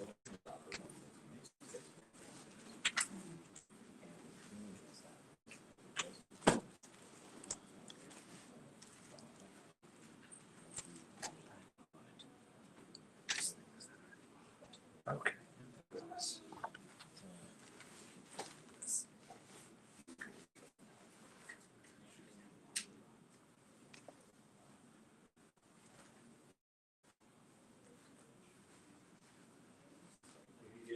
No, I was looking at the thermostat. Yeah.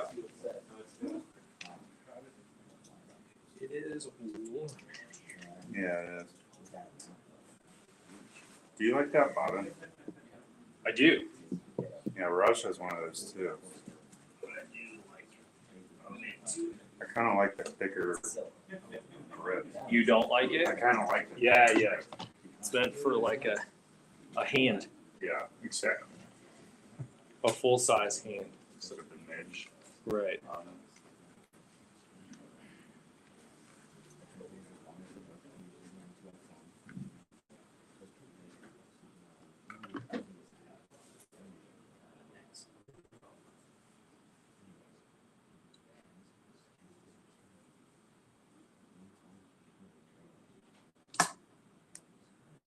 Move you around a little bit.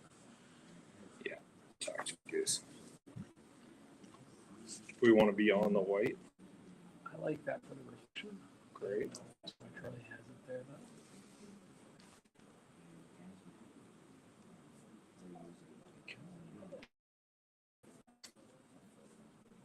There you go. Almost.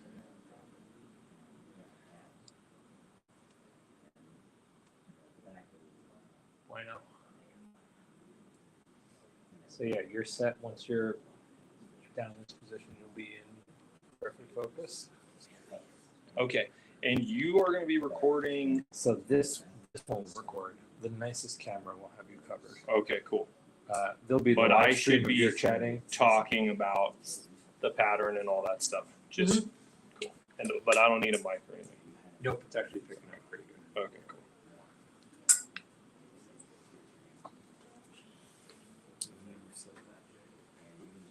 Just watch like rolling around in the chair a bit because of this leg behind you. Yeah, I noticed that was pretty tight back there. Can you start to get exposure to stuff once you're on I just did. It might take a bit to.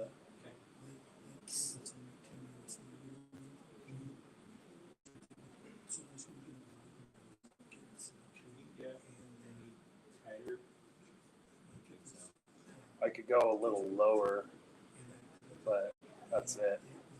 I can't get any tighter one. Yeah.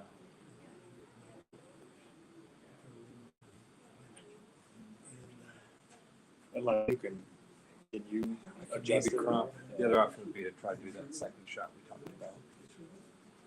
Yeah, And moving that here on yours. yeah. What do you think? You want to try that?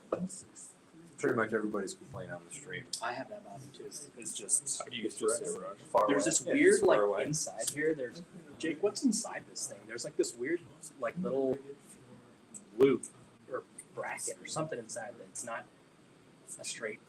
It's not just one hollow tube. There's something inside that brings it down. I can't Yeah, I describe feel it. like I Oh, can't really? suck it. Yeah, through you my- need a threader. You have to use a threader with that. Huh, Do you see a threader I over haven't there? messed with that bobbin.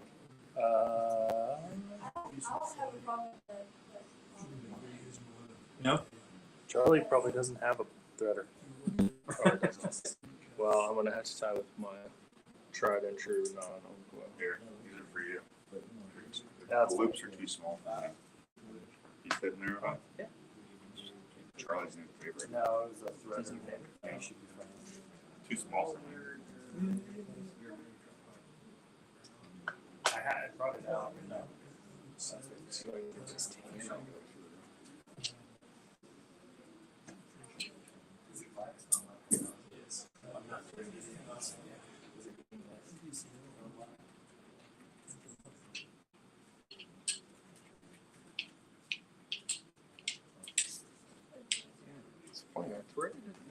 Yeah, there's something weird about that. You need a threader for that, Bob. I love it, but you need a threader for it.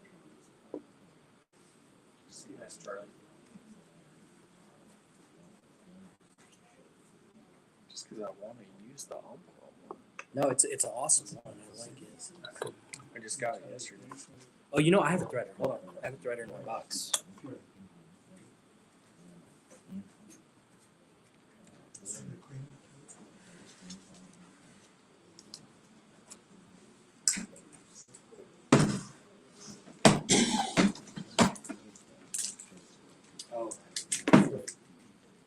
Oh, there's that thing. I'm gonna check that out with the Not here. Good.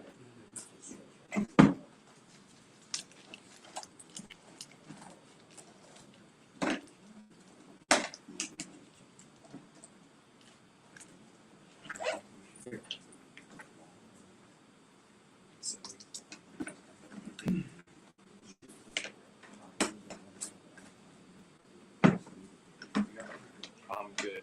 Appreciate it though. You know, when you go to the dentist and you get those loops to put the thread through your teeth, those work good as threaders. There you go. I bet they do.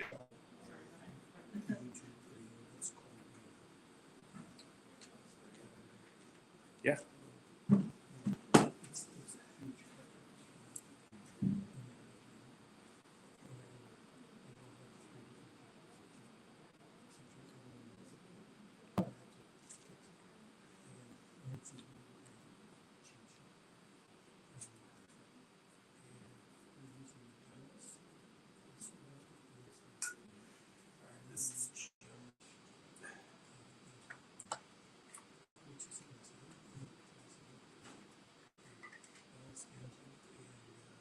All right, team, how are we looking? Are we ready? Yeah. You didn't sound super confident about that. No, you look great. Don't ever worry about that. And Violet.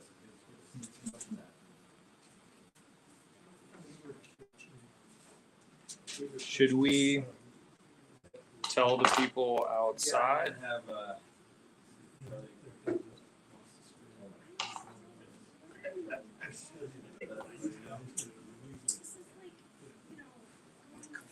These are Charlie's new favorite scissors. Oh, yeah?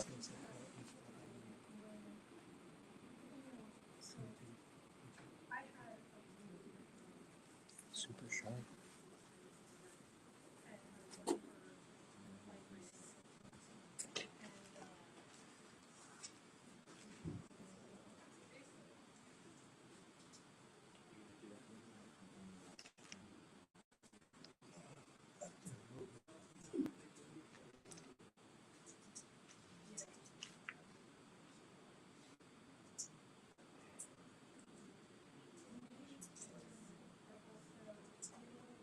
Garrison, we're starting here. Oh, man. Yeah, I've been holding off, but maybe that'd be delightful. Yeah, what's that? That fancy looking West Coast looks delightful. Let me set you up. I appreciate you.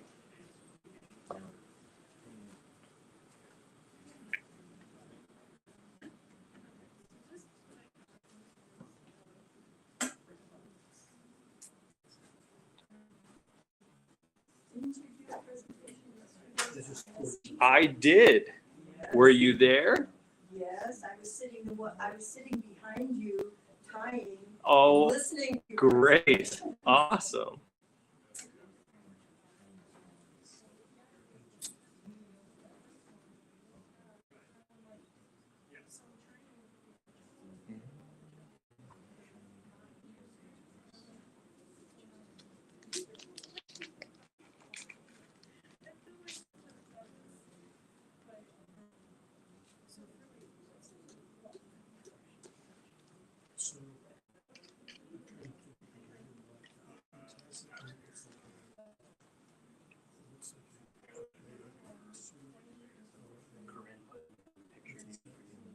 Okay, good. Well, when I get going, Ryan, you're on it. I appreciate you.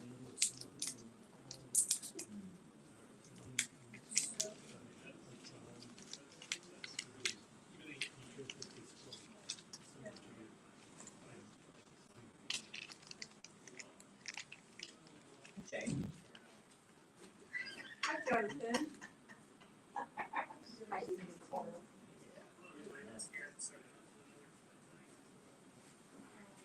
Here you go, sir.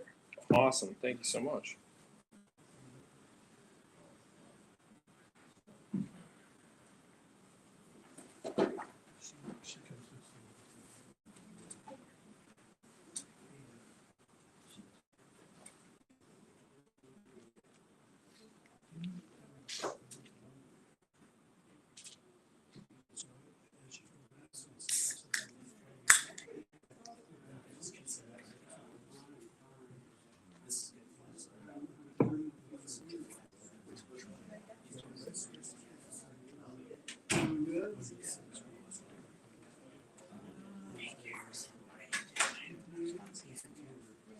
Sweet meat Caddis deep and the sweet meat salad. Sweet meat Sally's nymph. Do you know what a yellow Sally is? Well, do you? Tell me about it. Well, a little bit different. So yellow Sally is a tiny little stonefly. So it's a stonefly, but it's remarkably small and kind of golden, olivey, yellowy. But it's a cool little bug, and in certain watersheds, it's really, really good. And there's not a ton of like nymph patterns out for it. I think it's a little bit underutilized. That's what this is imitating. It's the same construction as the sweet meat Caddis, but being a stonefly, it's got some legs, a little bit of tail on it. You'll see.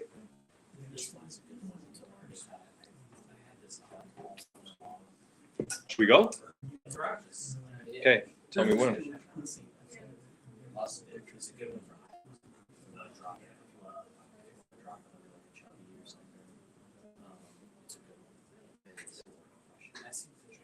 Battery.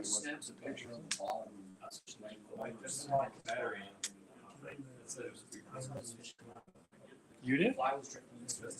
I'm not registering anything. That might be a dead battery. Do we have a fresh one? We have a charger one. Okay.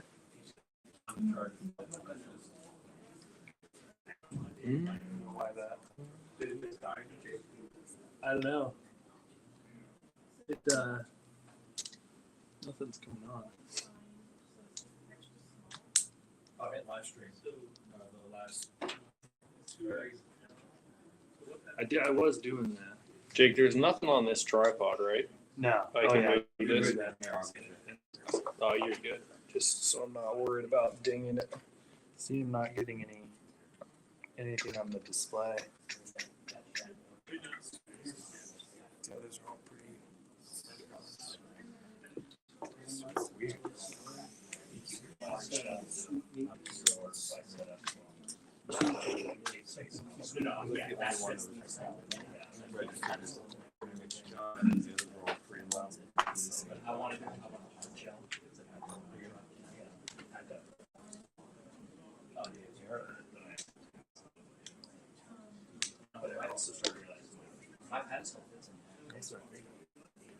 Should we just do the other one? Well, this one's going to be going no matter what. Cool. So this one's going to be the live one. This will be recording and the TV hypothetically. You know, we got to make sure everybody gets their own fair share of technical issues, right? Absolutely. I didn't want to be left out. You guys are going to have this, smooth. He needs multiple chargers. He does.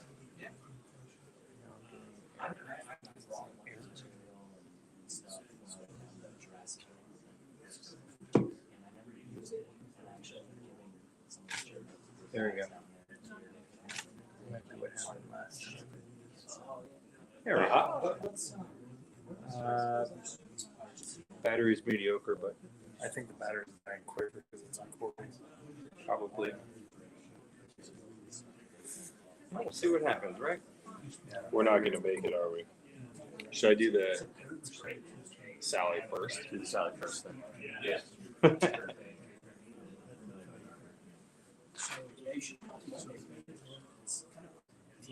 to see if it's getting warm yet.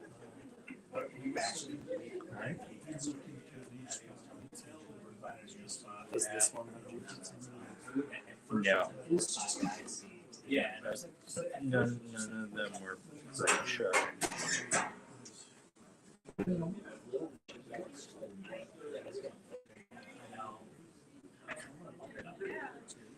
There we go.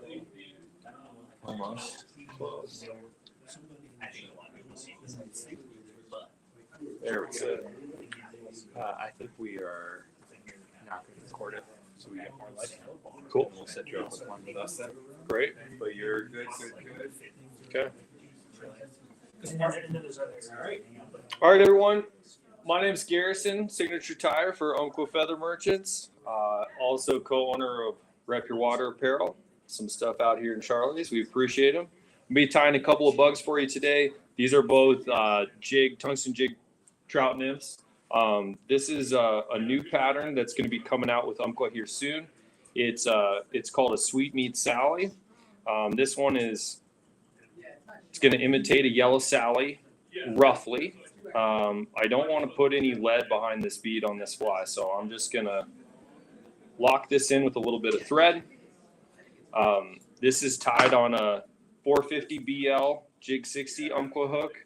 Great little sticky hook. Nice wide gap on it. One of my favorite trout hooks. And I'm oversizing the bead just a little bit on this one. This is a 3.3 mil tungsten, so this is going to cut through some fast water pretty good and get it down for you. So this is a pretty simple, easy tie. You guys could crank these out pretty quick. I'm just going to work back to the bend, maybe just a little bit more. And then I'm going to add in a little bit of fine barred floss as a split tail. You know, yellow Sallies are a tiny little stonefly, right? So we're going to emulate that stonefly anatomy on this with a little split tail on this guy. And I'm going to trim that pretty short. We don't need much on this. Those little stonefly tails aren't huge, so just a little tail. I'm gonna work this all the way forward over top of those legs to keep a nice even abdomen, because we're gonna come in and wrap wire on this thing like a copper john. This one actually, unlike my Sweet Meat Caddis, I'm not going to use solid wire. We're going to have a thread under and just rib it with wire, give it a little bit more texture. So I'm using UTC Golden Olive for this. I think it has a really nice yellow Sally coloration to it. It's a little bit yellow, it's a little bit green, a little bit of flash to it. So try and get a little bit of taper to the body. Doesn't need to be perfect. The fish don't care. But just a little taper to this thread body. And then I'm going to rib forward relatively evenly. And at this point, you could come in and do a really thin coat of UV over top of that rib. And that would just really like lock that wire down and give it some more durability. I'm not too worried about that right now. It's going to be just fine how it is.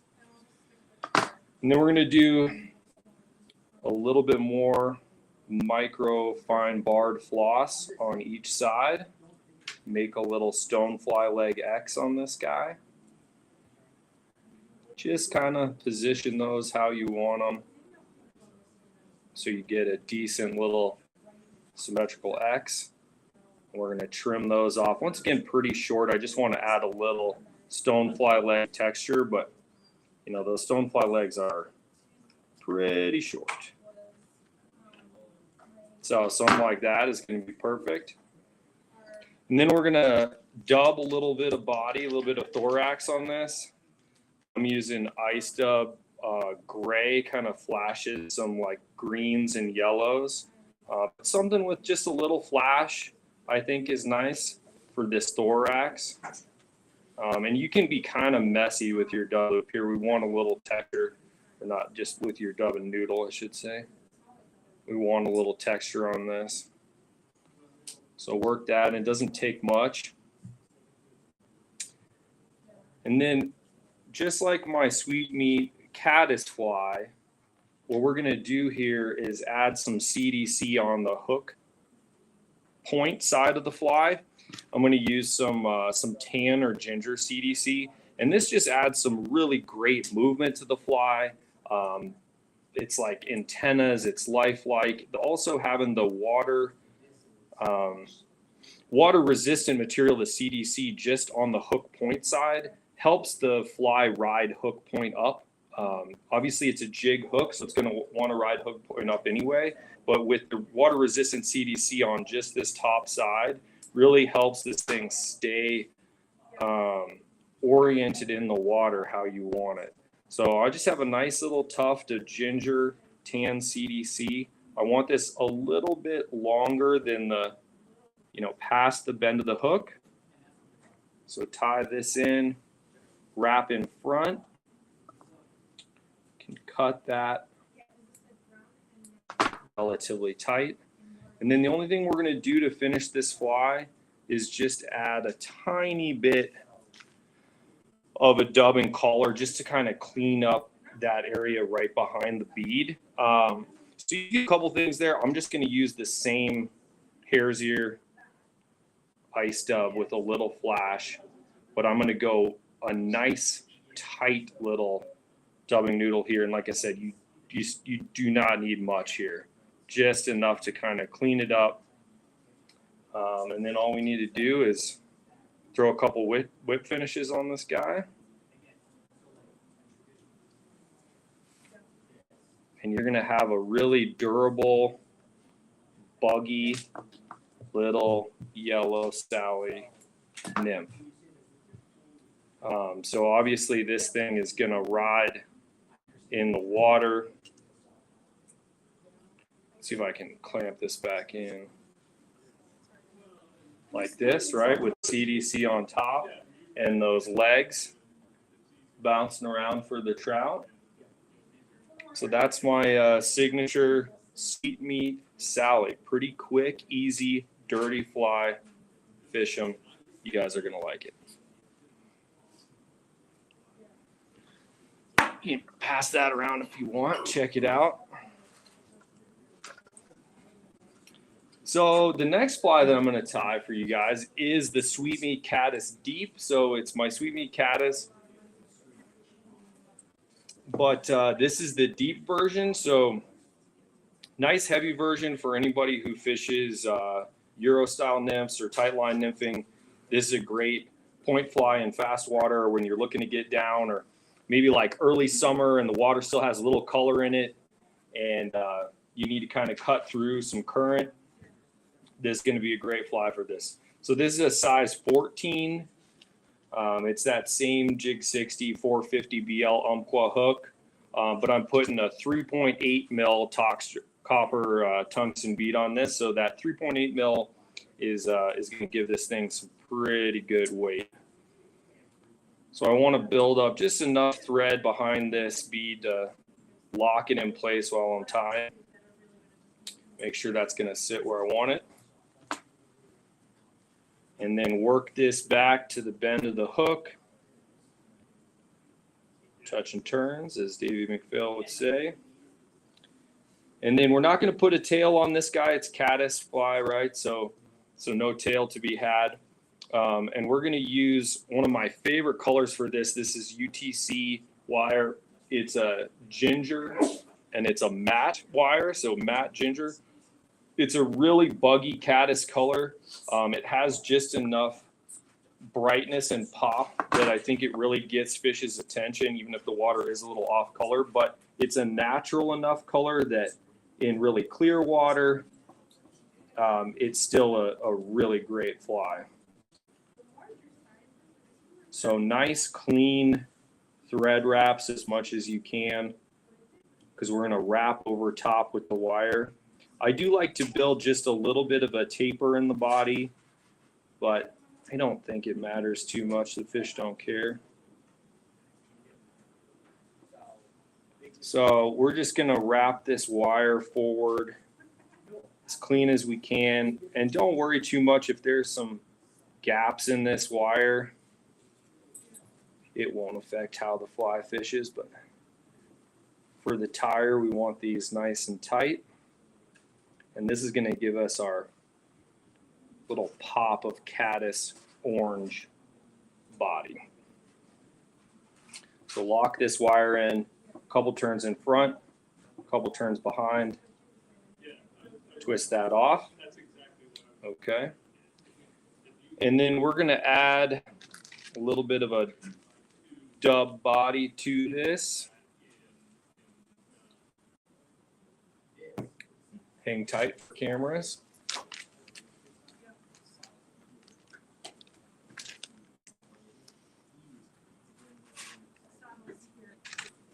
Oh, is it battery or is it? No, I mean the battery's low, but It does look red. it, Doesn't it? yeah, they're all red right now.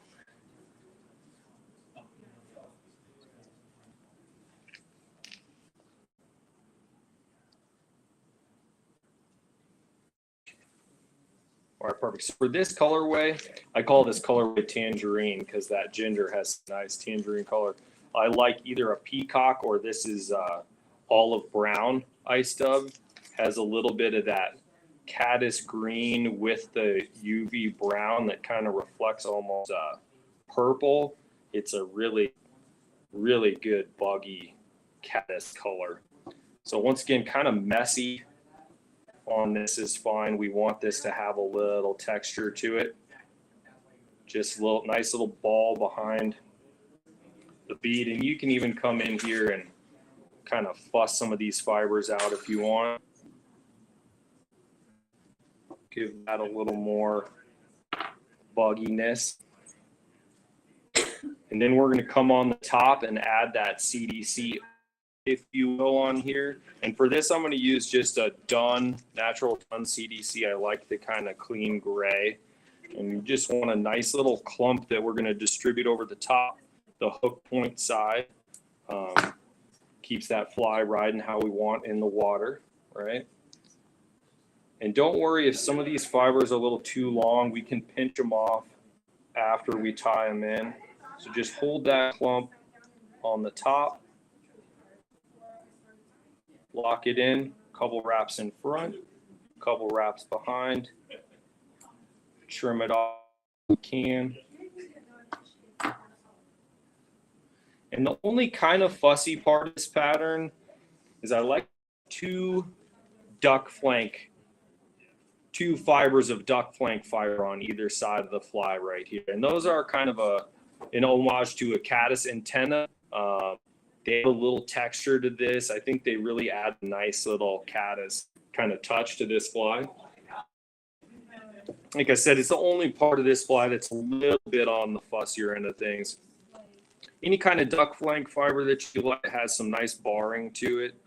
I'm using some hooded merganser here, has kind of a nice mahogany, but teal flank, mallard flank, anything with some good strong barring on it is perfect.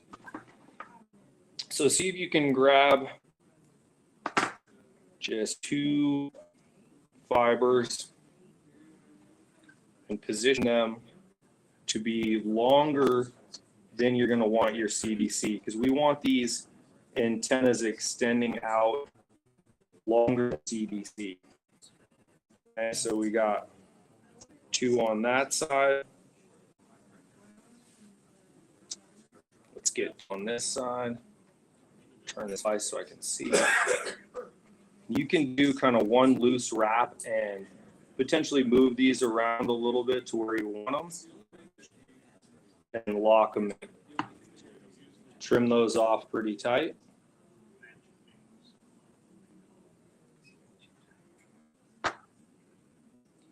And then finish this fly. I like to finish this with a little bit of a contrast collar. Gives it a little pop in the collar behind the copper bead. And I don't know if you guys can see anything on that screen. doesn't look the best, does it?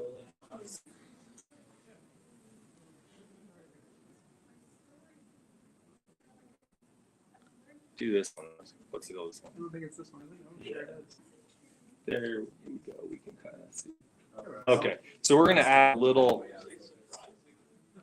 backcock collar behind this, and like I said, we're gonna add a nice little contrast pop behind that bright copper bead. A nice tight little dubbing noodle of this black peacock. Really doesn't take much. We just want to get like 2 turns, and that's ready to go. Gonna whip finish this off a couple times for good measure in case it's crushing some fish, which it always does. It should. And that is the sweet meat caddis deep in the tangerine colorway with that matte ginger wire. So it's gonna ride like that in the water. And like I said, if this CDC, if you feel like some of these fibers are a little long, don't cut it with your scissors. Just come in and pinch it off with your fingernail. Keep kind of the natural tips to it. But you can come in and just kind of pinch that off to where you want it if you feel like it's a little long, but it fishes well long too. So that is the sweet meat deep. Does anybody have any questions on that? Comments? Thoughts? It's a nice beginner tie as well. It's not, nothing super technical, and a great just workhorse trout nymph that you can tie quickly. That's really durable. If you want to kind of fill up a box with some good nymphs. Garrison. Yes, sir. When do you choose between the sweet meat and the sweet meat? What's your thought process on that? Well, let's see. I think it's more about the water than the water depth when you're nymphing. In other words, like if the water's not moving very fast, you can have a very weighted fly if it has time to sink that will get all the way to the bottom, right? If the water's moving fast, you need to get down fast. So if I'm fishing deeper, faster water, I'm going to go with a sweet meat deep.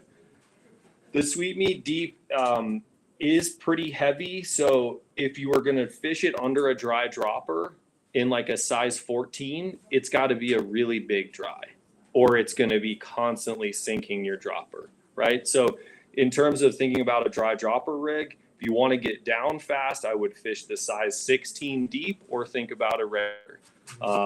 If I'm tight nymphing, like European style nymphing, I really like a deep on my point fly. If I'm not fishing a sweet meat caddis as my point and I'm fishing it on the tag, a lot of times I will fish the sweet meat regular because I like that tag fly to ride a little bit higher in the column potentially, right? It just kind of depends on how fast you want to get down, how fast the water is, and what type of rig you're positioning your fly, Any other questions? Why did you name it sweet meat deep instead of deep sweet meat? That is a good question. Now I'm questioning everything. Yeah, that's right. Feel like we had to lead with sweet meat, right? Being the brand, if you will. We had to lead with the sweet. Sounds like a follow-on. Yeah, that's right. If you guys want to see a different colorway or a different one, I'm happy to tie one. Or if we want to wrap, I know we're running a little bit behind anyway, so I'm good if you're good. If there's no further questions, no more meat questions. No more meat questions. So let's keep rolling. We'll go to the guys in fishing quick fight next. Great. Thanks, Garrison. Yeah, thanks for coming, you guys. Appreciate you listening. I couldn't tell what was happening. There's so many lights up here, I can't even see out there. That might be a good thing. That might be good. You were asleep most of the time. Is that what you're telling me? I thought so. It's a little fugly. Yeah. You got a good cat nap during that session? There you go. There you go. Raj, have you ever tied a milkfish fly? Try to tie a couple. I don't even know. Well, as far as I can tell, it's something like this. It's just like a wad of algae with a copepod blue hot spot. Are they herbivores? Yeah, They are. they eat like plankton, phytoplankton, turtle grass. Do you need any materials or anything? Charlie said he's got a patent already also. Yeah, that's a great color. That Why is it, matte ginger. is that a natural color for Caddis? Yeah, I think that, you know, most of them are more in the yellow and yellow green range, but they definitely can get in that orange. Yeah.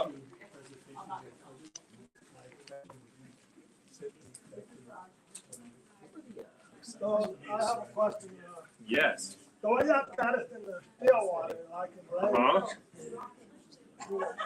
So, but I don't know how to still water, how are you tied? So if I was tying, Just tell me, and I'll look it up. so to be honest with you, I don't fish caddis nymphs in lakes. I would fish a dry. You know, if I'm gonna fish subsurface in a lake, I have a I'm new gonna tie caddis. something. I'm gonna that fish nobody's something ever with a seen. little bit more juice to it. You know, like it's And probably then I got to a look through my leech bag. I like threw a bunch of or stuff in there this morning. so Chironomid. I just don't feel like the Something fish cool. are keyed in on the subsurface as I don't know what much. it'll be. In the lake, I feel like you're better off fishing the dry fly. But that's just me. I Oh, don't maybe a fish fat a lot Angie. of caddis nymphs Yeah, in I was gonna lakes. do that this morning. Yeah, for whatever reason. But you could tie this same pattern with a very light So Charlie, bead when you or tie no bead. the And I Juju, bet the it I would. was wondering, but I don't. Yeah, I bet it would do well. I'm gonna try it now. Floral fiber, like, are you doing a I weed go case to, still? Down Park. Yeah. You're doing a Juju baetis? The Juju Oh, baetis, yeah. would you, remember you did really small with the beads? You sent me some pictures Those, So, yeah. later. Well, no, so you tie the floral fiber in before the first bead, just like you would your regular bead case. Then Okay, you jump your thread between the beads and you go thorax up the thread. So it's just between thread. between the two. Yeah, You like just a gotta make sure sparkle you leave pooper or space. something? Yeah, don't Cause- get them together. You cause gotta I leave was- space in between. I think that's what I was. And then when you fold the wing case over, it comes over the back bead, but does not go over the front bead. So the legs come out between the two beads. Between the two, I'm kept. So it's still a bead head, Uh-huh. but it has a bead in it. Yeah. So Like a 2-bit. Well, I bet if you tied this Yeah. on a straight eye So the wing hook, case is I tied. wouldn't tied tie it in, on a jig. Tied off between the two. you know, if you're And I fishing in just kept still trying to bring water, them all the I way would to the tie it front. on a straight And then eye I'm looking hook, at it, I'm like, and I would tie it without a bead, Yeah, so it's still a bead and head just fly, so let your the bead's wire still at the head. be the weight, yeah. got it. you know? And then you could twitch it or slow strip it a little bit. Yeah, cause I do fill out the valuable. Yeah, that'd be perfect. I'm gonna try that too. Yeah, Antero's great. Oh, there's huge fish in there. Huge fish in there. Charlie, I'm gonna try to get my shit out of your way here real quick. I'm done. You're done. Yeah, I'm done. Huh? I'm not next. You missed it, apparently. Just kidding. Okay. You want the whole kit or just want the eyes? No, just the eyes. I think I have all the other stuff with me. Is it okay? I think there's a two. I've got some books. That should be everything you need. Do you want me to color the line yellow? I didn't on mine. Didn't you do it? You're on the production ones. There's some yellow. Oh, it's got like a amber mark. Yeah. I was just. I concept. Yeah. That'll be part of it. Okay, Raj, let me just put this stuff away and I'll be out. No, you take your time. I gotta go use the restroom. Cool. Do it. Yes. Here. You have a key. I can't find it. You have I'll make sure I'm getting the wrong. Put those in your box. Yeah. It's the J16s then? Right? Yeah. What size are these? 16s? That's a 16, that's a 14. Oh, okay, yeah. I mean, they're both. Both. What did you put around the bead again? Like just The collar. yeah, the collar. That's just iced up black peacock. That's a great color though. You should have that. Yeah, and the other one was just iced up. That is a brown olive. Yeah, they're both iced. I'm like a huge iced up Yeah, I like it. proponent. I use it on everything. It's got just like that nice little bit of sparkle. It has good like texture to 3.3 millimeters, and this one's like 4. that. Yeah, 3.8 and a 3.3, a 3.2 or a 3.3.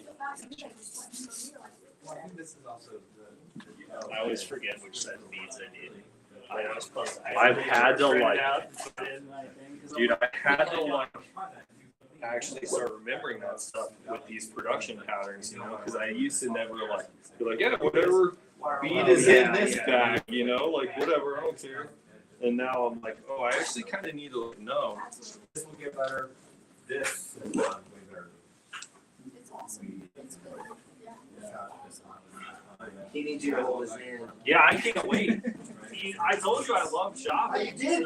That is verbatim quote from earlier. That's it. Well, we guessed 50 people. 75, and I think probably next year. Maybe it's half. I mean, there's like 75 of them. Okay. I'm gonna find it. Juju, you okay? Yeah. How did it sound? Is it all right? Sounded great. Okay. It's funny back behind those lights, and you can't even. It's like hard to interact with people. You know, It's so such a bright. wall. Yeah, exactly.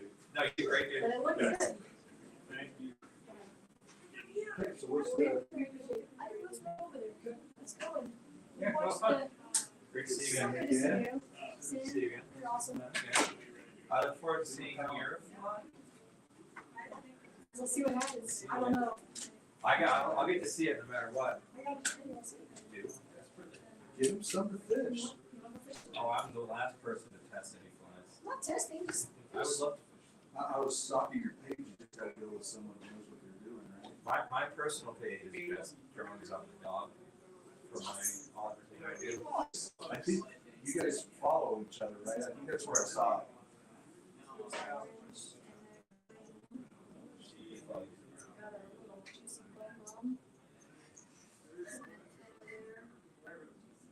That base guy, Yeah.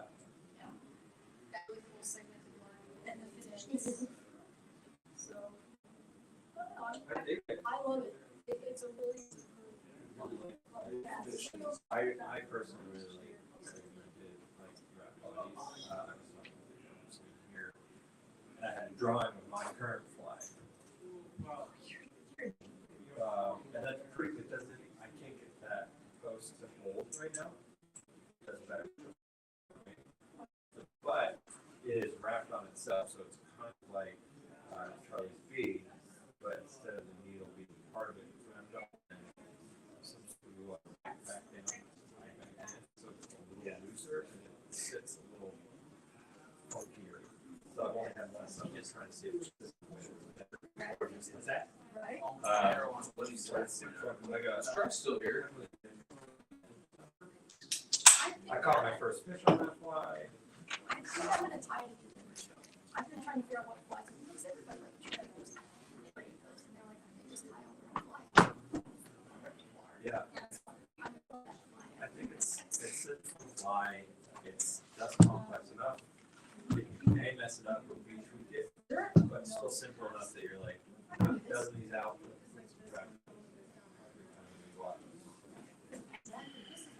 So that's my favorite. So this is my work on that, and Netherlands bodies on the Caddis and the mascot. I saw those come through, and I was like, I gotta try to figure out if I can compile them, but I can compile them functionally. But I was thinking of bringing that to some stuff for that body. So I would say one more summer than I'll probably see. Absolutely. See if it's I worth it. love paintings. I would play with that. It's got a pretty big nymph hook, so it's got a pretty big gap, and then that's high, so it just rides different. I've had it murdered once, and Jake was giving me tips on fishing. I just No exaggeration. The second I look away, oh, that makes all sense. Bam! And Just like, hammer. the drug dropped the rig, so I've had a couple hits on the dropper. That's the time. It just came up wall to dry, and I like panicked that. Oh no! I was like, oh god! It just popped it right off. I was like, well, let's stay like it. I'm gonna go with. And your heart's still pumping. Oh, You're like, yeah. oh my God, we gotta do that again. And Jake was like, I was like, no, we're helping. That was me not being ready. It will happen. And then I went to brought it up and we went to Idaho. They were like, that's all I'm in, and that was my best day in the water ever. Factor 4. So I was like, good. Doing the 2. So I was like, oh, I'll try this. That's what I'm doing. Yeah. It's just crazy. It's like, you know, the only thing that just- it's- it's- and that's why you have to have the chill and love. Giant box that was like, you saw We the saw box. We used 3 flies. We tried another one in, and it did try that out. But those little. You got everything? Yeah, he's got the hooks, the bead chain eyes. I'm glad he's got the eyes already made up. No, do we have something to break the bead chain eyes? Yeah. Oh, yeah, he's got one. He's got one that's already Okay. broken. But that day we just like, okay, fine, this is one fishing. I changed flies so much on the water. Like, I'm not. Go, Rollins, go. When are you teeing this thing off? And then he was like, okay, I'm gonna start playing within this little. As soon as I get all my shit together and I get the okay from media guys. From the boss. Yep, that's the fun of it. Well, I can't wait to put these in the water. Oh, boy. So how long is that mat? Again. You're gonna be lucky. Really? It's been at least a year or 2. Nuts. I'm gonna try. Thank you so much. Good seeing you. You too.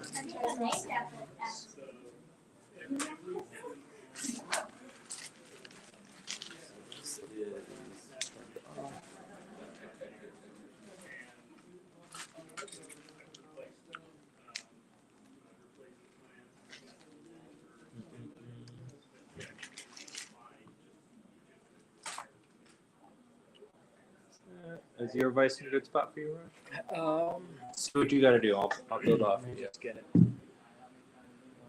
Yeah, this is a Yeah. good spot right here. Great. Yeah. And then what are we tying? Oh. Charlie's bonefish junk. Oh, nice.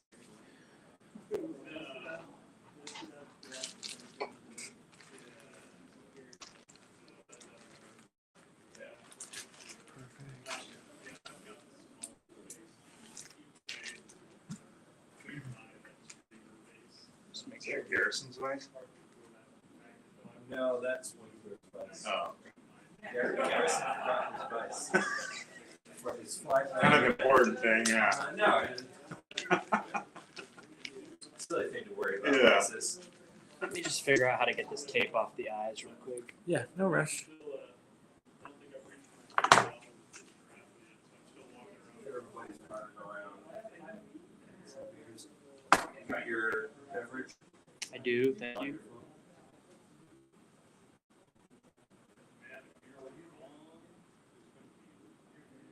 Don't get nervous. We just had a whole bunch of people jump on the catch. Are you serious? Get serious. You can look over and say, "Hi, quick, you're still alive." All right, I'll be there. Let me just get this. I want to make sure this tape is off the eyes. It's going to be key.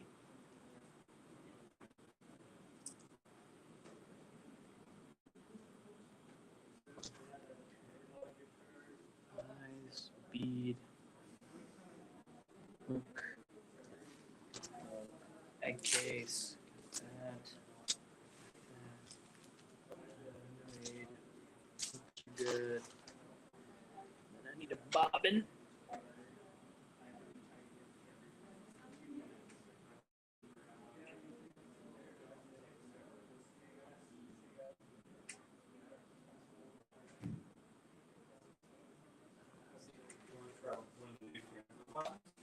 Hmm? Want to try one of the new Tiemco bobbins? Sure. Go grab one for you. Is it the blue one? No, they're black and white. The blue one's Umpqua. But Tiemco just sent over some new bobbins Sure. that came Yeah. out Sure. I'm happy to. Yeah. today. Yeah, for sure.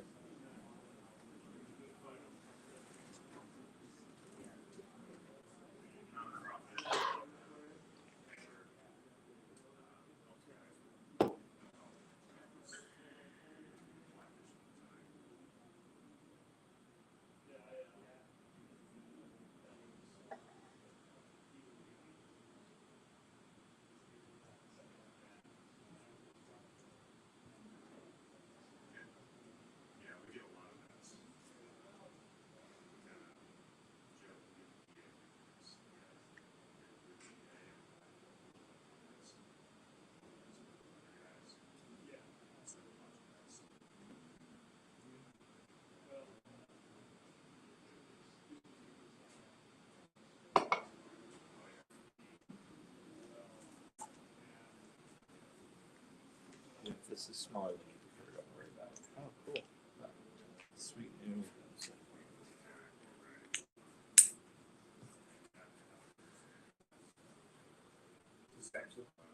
Cheers. Hey, thanks for the beer too. Raj Lewis says hi. Noah does? Noah S. He goes, hold up, is that Raj? 9 exclamation or question marks? Yeah. Noah, do you know Noah? No, Noah right at the computer. Noah. Oh, so I can see here. Yeah. Okay. That's how Noah's seeing you. What's up, Noah? You see, yes. That's a cool little bug. It is. Look at that body. Great little bug. I love it, and I'm also like, because I've been tying sweet meat with the matte black bead and the bright green, so it's like the exact same profile. And I was like, oh, this would be a great next iteration of sweet meat color, but if that gets in, then it's gonna shut me down.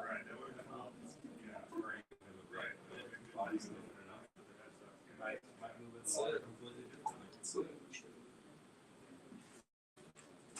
Keep that in the bag just in case. We're ready to go whenever.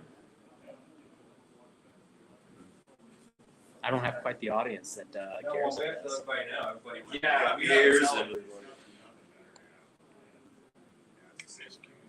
More space. I actually prefer it this way. I mean, you got the first shout out online too, so yeah. I was tired. Nobody said anything about that. Garrison, would you? Yeah, tell the people. Yeah, let the people know.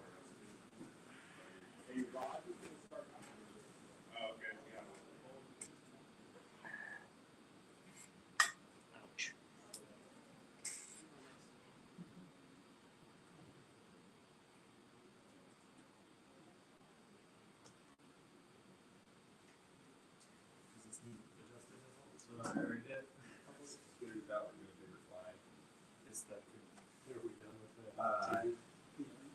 No. You want that? Try the battery that's in there. Is that one been charging for a while? At least a little bit. The other one was working, it was just in the last quarter. So I've asked you to start it more last day.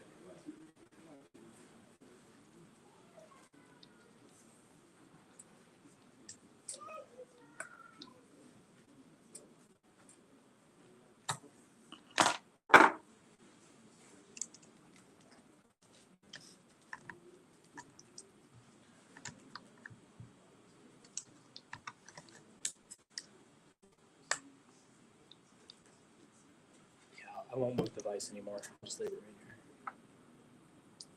Hopefully it has a decent amount of battery to it.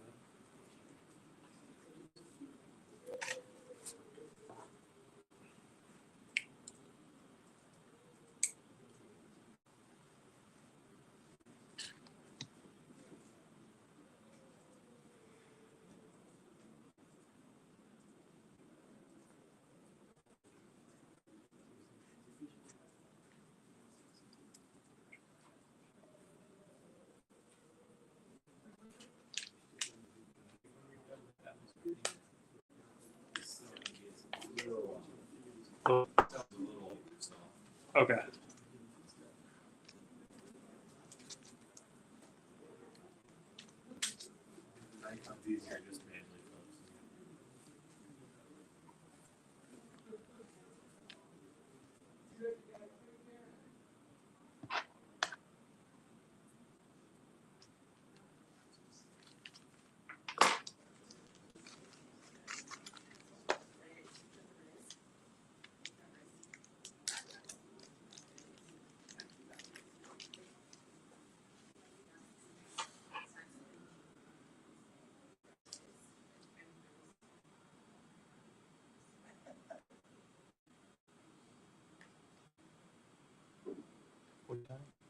Bonefish. right.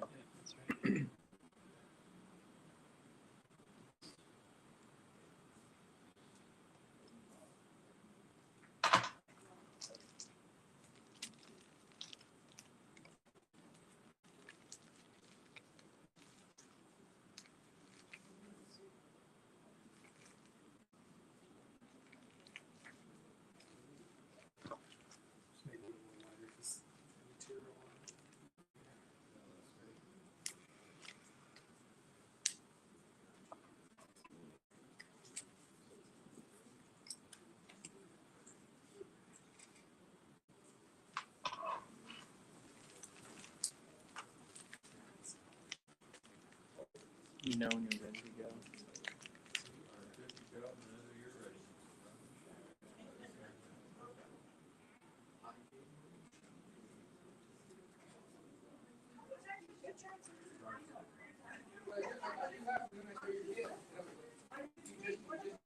Ready? Hey guys, thanks for coming. I'm Raj. I'm with Charlie invited me to Ty. He's been a great friend to us. I'm part of Fishing the Good Fight. It's a local men's mental health nonprofit kind of associated with fly fishing, using fly fishing to help men with mental health issues. We do like group therapy sessions, retreat for men, therapy on the water kind of thing. So today I'm going to be tying Charlie's bonefish junk. So it's going to be a saltwater pattern for permit. For bonefish, but permit will also eat it. So the first thing is I've got 140 denier fire orange thread. And I'm just going to dress the hook all the way back to the shank. I usually stop close to the barb, if I can, then go all the way back up to the top.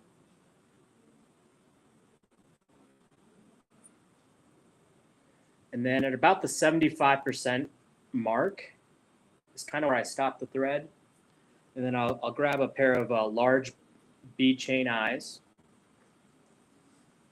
set them on top of the hook, and then give it a couple firm X wraps. Maybe 3 each way, 3 each way, maybe about 3 or 4 times. And then I think the key, personally, for saltwater fishing, so these eyes don't spin on you on the water. They might, but one of the key wraps in this situation is to go under the dumbbell eye,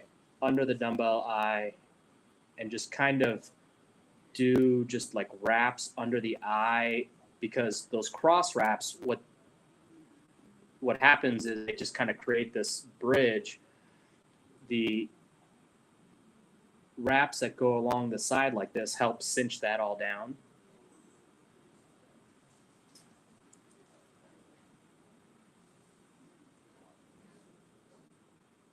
And then I'll just kind of check the eyes. Yeah, you can also do a drop of super glue if you want on there.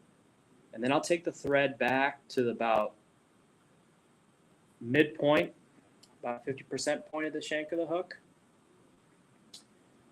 And then we're going to grab one piece of pink super floss.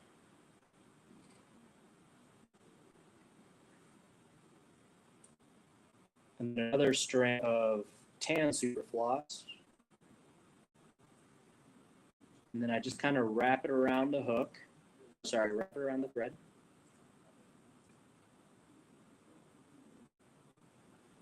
Grab the super floss, kind of get it down onto about the 50% point. Doesn't want to stay. Redo that.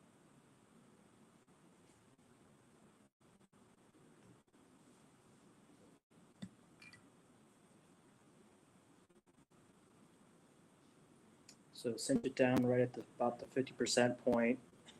Get that super floss tied in. So you'll have really 2 strands of pink, 2 strands of tan, and then hold it back, kind of pull it back, and cinch it down to your stopping point at the bend of the hook.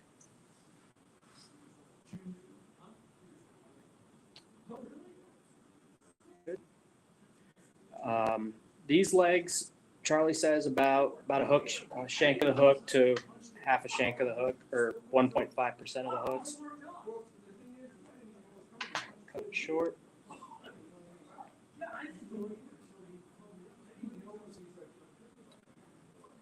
Next step is the a little bit of flash for antennae and those kind of things.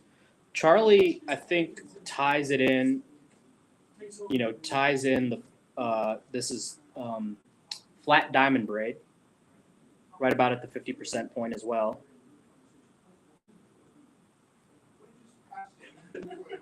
Two strands.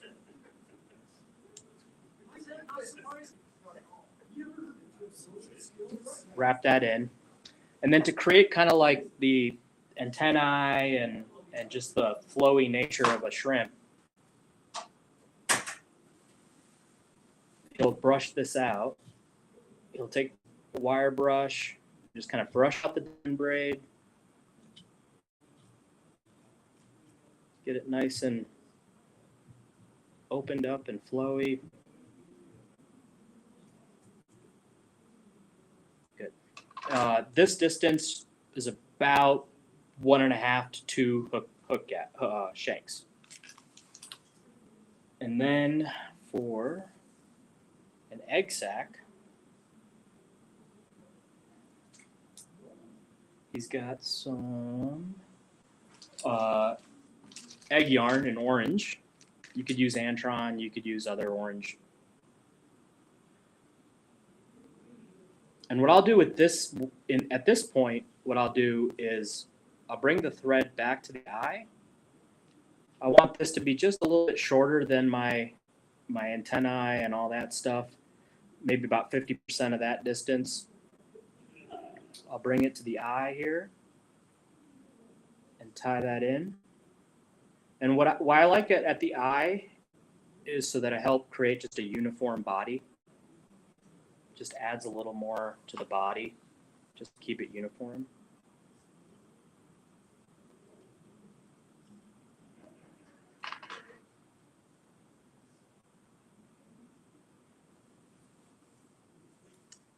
Tie that in. And you could probably fish it like that, but if you want to make it look kind of cool, I'll take the yarn, I'll open up the scissors and just kind of fray it a little bit at a kind of like a downward angle. So you kind of create that profile there. And then lock it in, a couple wraps.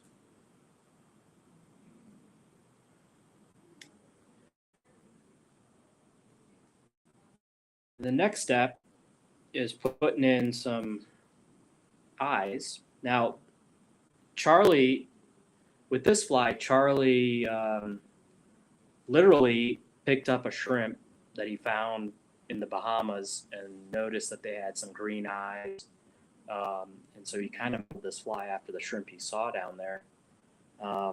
So we've got some green eyes here, which is basically mono with some UV to create the eyes. So on the side, I'm going to put the eye in. The eye just just past the bend of the hook. And I'll hold it parallel with the shank of the hook with my thumb, and I'll just kind of tie it in all the way to the bead chain and then back. What that allows me to do is if I want to adjust closer to the bend of the hook, it gives me a little bit more wiggle room to kind of use my thumb, kind of get it in the right spot where I want it.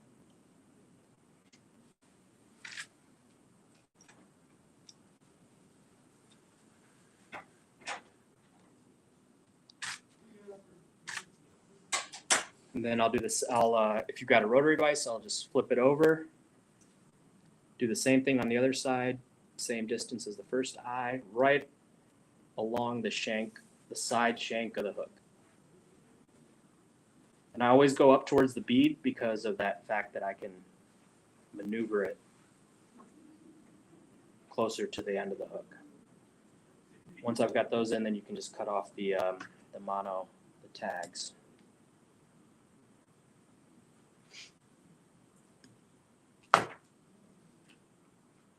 And then I'll wrap it back, trying to keep a nice uniform body.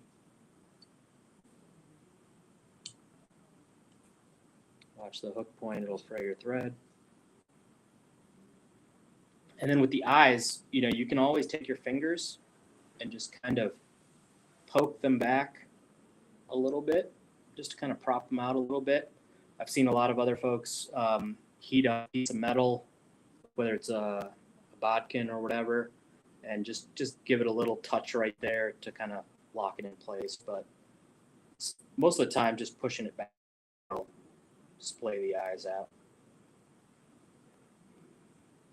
All right. And then so now we got to create some.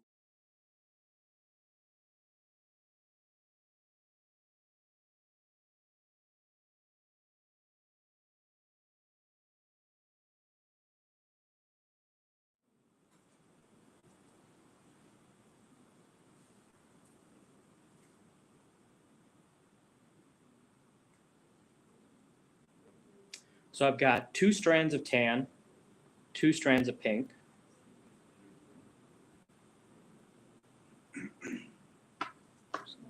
It's the uniform lengths here.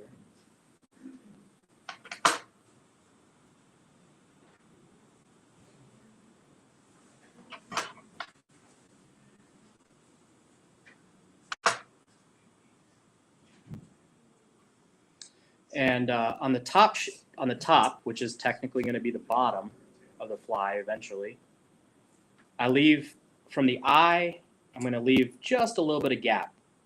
Actually, you know what? First of all, so diamond braid is going to be the body. And you want a nice long piece of diamond braid because you're going to end up eventually wrapping through the eyes to make a nice clean head. So you want a nice long piece of diamond braid. You can kind of twist it to create like a little tie-in point. So I'm going to tie that right behind the egg sac there on my side. And then you take your legs, so 2 of pink again and 2 of tan, super floss. I'll leave a little bit of a gap for the diamond braid.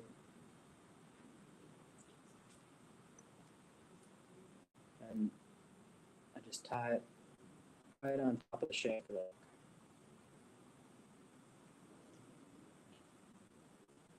And then I'll grab the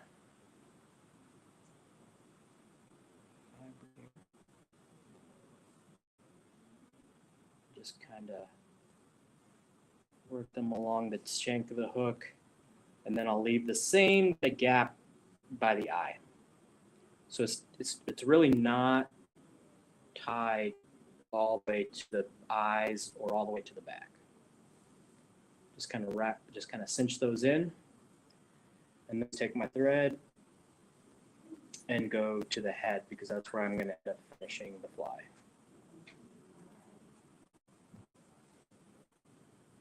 So the next step is wrapping the body with diamond braid.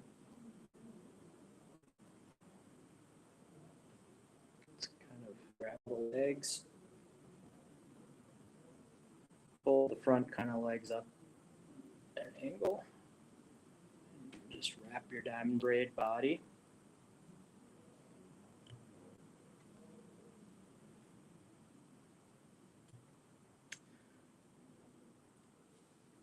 So I've got 4 little strands here. I'm going to take one of them, like in the middle, one of the middle ones, and kind of push it back and wrap over it. So now I've got 3 legs up front, and I've got one kind of going off to the back. And I'll wrap that in to about the midpoint of the hook. And then I'll take one of the in the back. I'll take one out of the middle maybe and wrap it forward and get that cinched down in the middle. So now I'll have 2 legs in the middle. One's going to be going one way, one's going to go the other way, but since the fly's head is that way, we're going to take the one that's going the opposite direction, move it forward a little bit, wrap on top of it to get it to go forward. And just create the body. And then you've got 3 strands now left in the back for your legs, and I'll lift them all, wrap behind it. To create the body still. And then I'll do a couple X wraps around the eyes just to make a nice, clean, neat head. Try to cover as much thread as possible. Don't think the fish really care.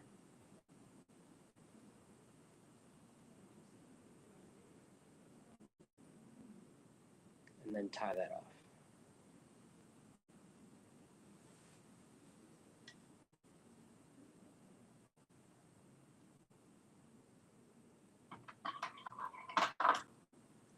Cut it out.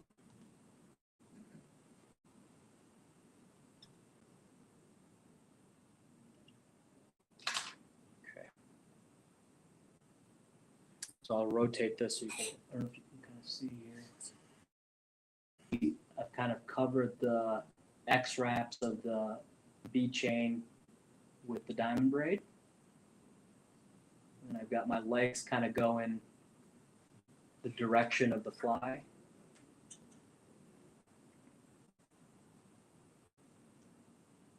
Just clean up the head a little bit.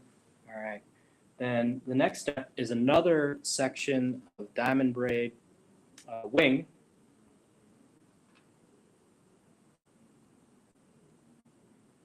So I've got a longer piece. I don't want it to end up, I kind of want the distance to be even with the fly. So I've kind of got a little bit of a longer piece of diamond braid this time. Wrap it around the hook, take the thread and bring it right on top. And wrap it in.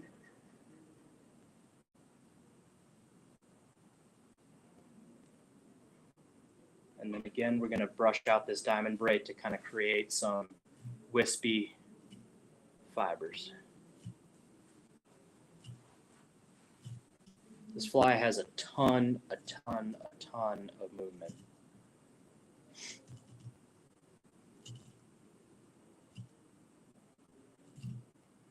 So it's just a pretty simple wire brush, just brushing out the diamond braid.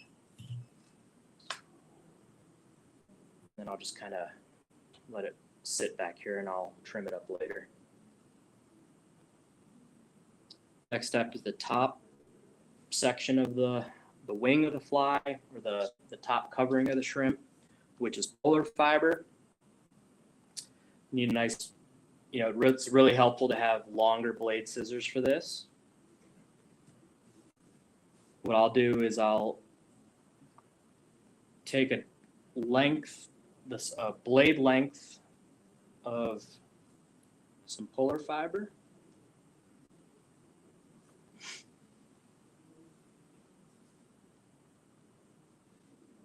Just kind of hold it in my fingers, pull it up, hold it in my fingers, and then just cut it off with the pseudo skin. take it in my fingers and just kind of stroke it out. Now, with polar fiber, you've got, it's super long, and you've got a lot of fibers up here that are a little bit longer than the. Is it showing which camera is it on? Hold it, so fly.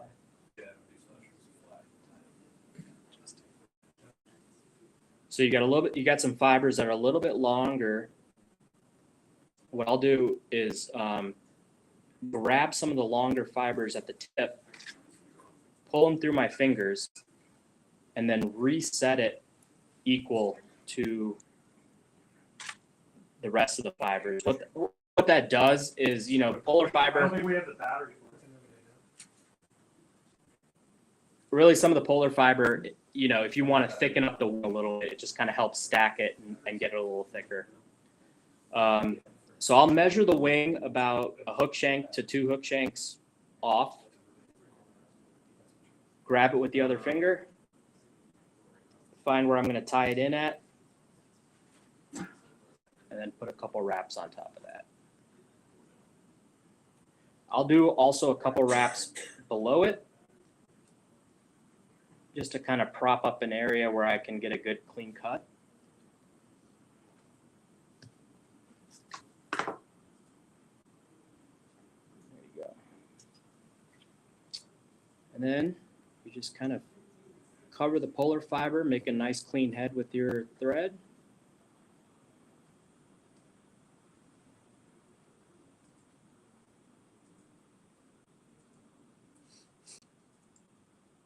And then whip finish.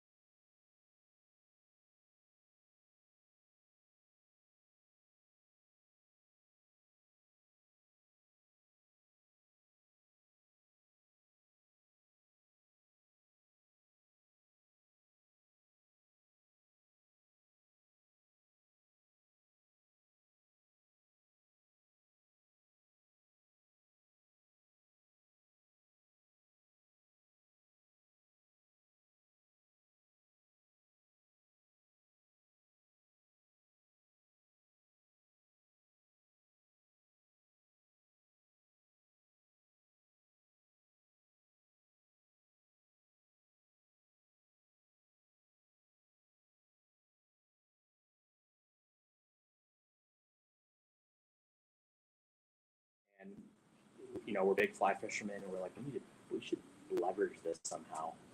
Even though it's kind of like innate that like men go out to fly fish to be alone, and you know, but in this society, just to codify it and to make it a thing. Yeah. So we do tying nights at Zuni Street Brewing. Our Instagram is probably the best way to learn about like what events we have going on. Sure. But we'll also do like men's retreats where we take where you apply everything. Excuse me, where we take men out. It's part fly fishing, part therapy on the water. Sure. So we have a licensed therapist out there, and it's group therapy. Yeah, sure. So and it's all like HIPAA compliant. Like it's like whatever you say there stays there. The biggest thing we found is that like it's just created a network of like-minded folks who are struggling, men, I should say, who are struggling with depression, anxiety, low self-esteem, like those kind of things. And just creates like we've been doing this for about 2 or 3 years now. We've got a group of guys who like I'm on the text chain, but like they're texting each other like, hey man, you guys want to go down to Pueblo? Like so there's that brotherhood community thing.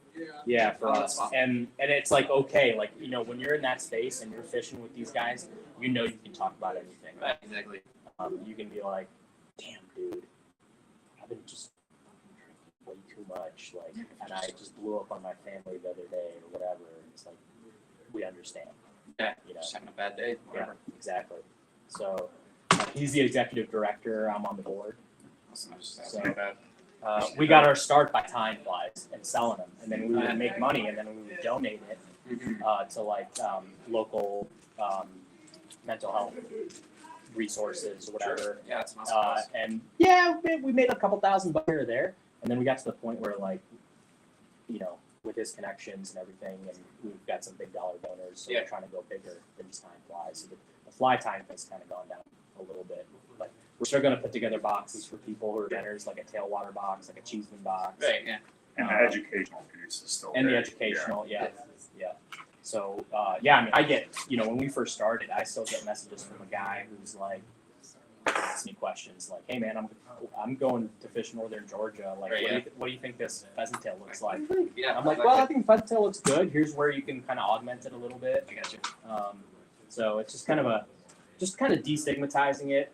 Fly fishing can be pretty intimidating to some people, and we're just the kind of people who are like, no, it shouldn't be. Yeah. Like, if you want to talk to me about something, I'm not going to be on my high horse. Like, I think it's ultimately fishing. It's ultimately fishing, right? Yeah. It's like not just seriously. I will but at the same time, I'll be like, you're world bugs. Shit. Yeah. That's because they want to progress as well. Yeah. So it's good. I'm hard on people. Yeah. Like I want you to get better. Exactly. So awesome. Very cool. Yeah, it's a great cause. Oh yeah. Yeah. I think we may have some flyers out there. Yeah, we do. Yeah, we've got some flyers up by the register. And we do time nights every other week. We teach a different. You said on Zuni? Yeah. Yeah, and then once it warms up, we do fish alongs every other week, and then we've got our retreats, which are a blast. We go fish private property, all around Wyoming, Colorado, Montana, and it's the cool part about it is like the fishing's fun, but you get to meet these guys, 20 plus guys that are all like, we're in this shit together, dude. Like fishing's kind of like secondary almost. Right. It's like it is secondary. Yeah, it's a vehicle. It's a conduit. It's a conduit to opening up and being dudes together, Right. Because, chicks like look out for each other and shit. Yeah, they have a lot of get-togethers and shit. Yeah, and like we don't do that shit, right? So like we're like, it's okay. Like it's okay to be out there, and I'm not doing good. Let's talk about it. Yeah, and it fucking helps. Like, he's one of my best friends, and I tell the story a lot because it just happened, but. I got drunk one night and said some dumb shit about him, but we were able to overcome it, Sure. But yeah, it's just guys that are all just be better, Yeah, well, I feel like with guys too, especially, it's a lot of ego.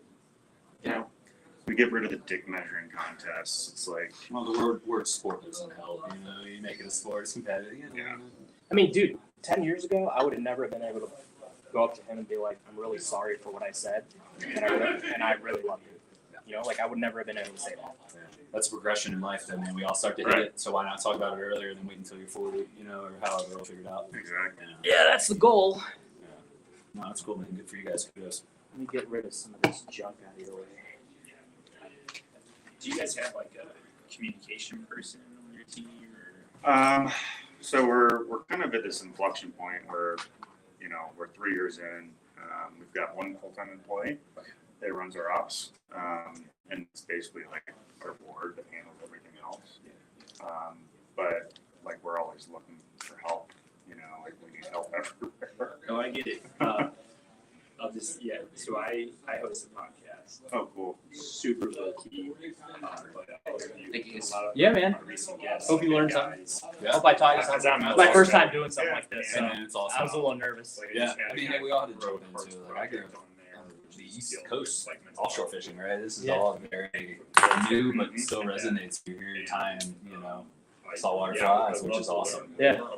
So it's been fun to I think I was the kind of change up. Everyone's been doing trout flies, so trout or stillwater, bass. Right. So we got a saltwater guy. Which is cool because that's what's, you know, Dad runs it.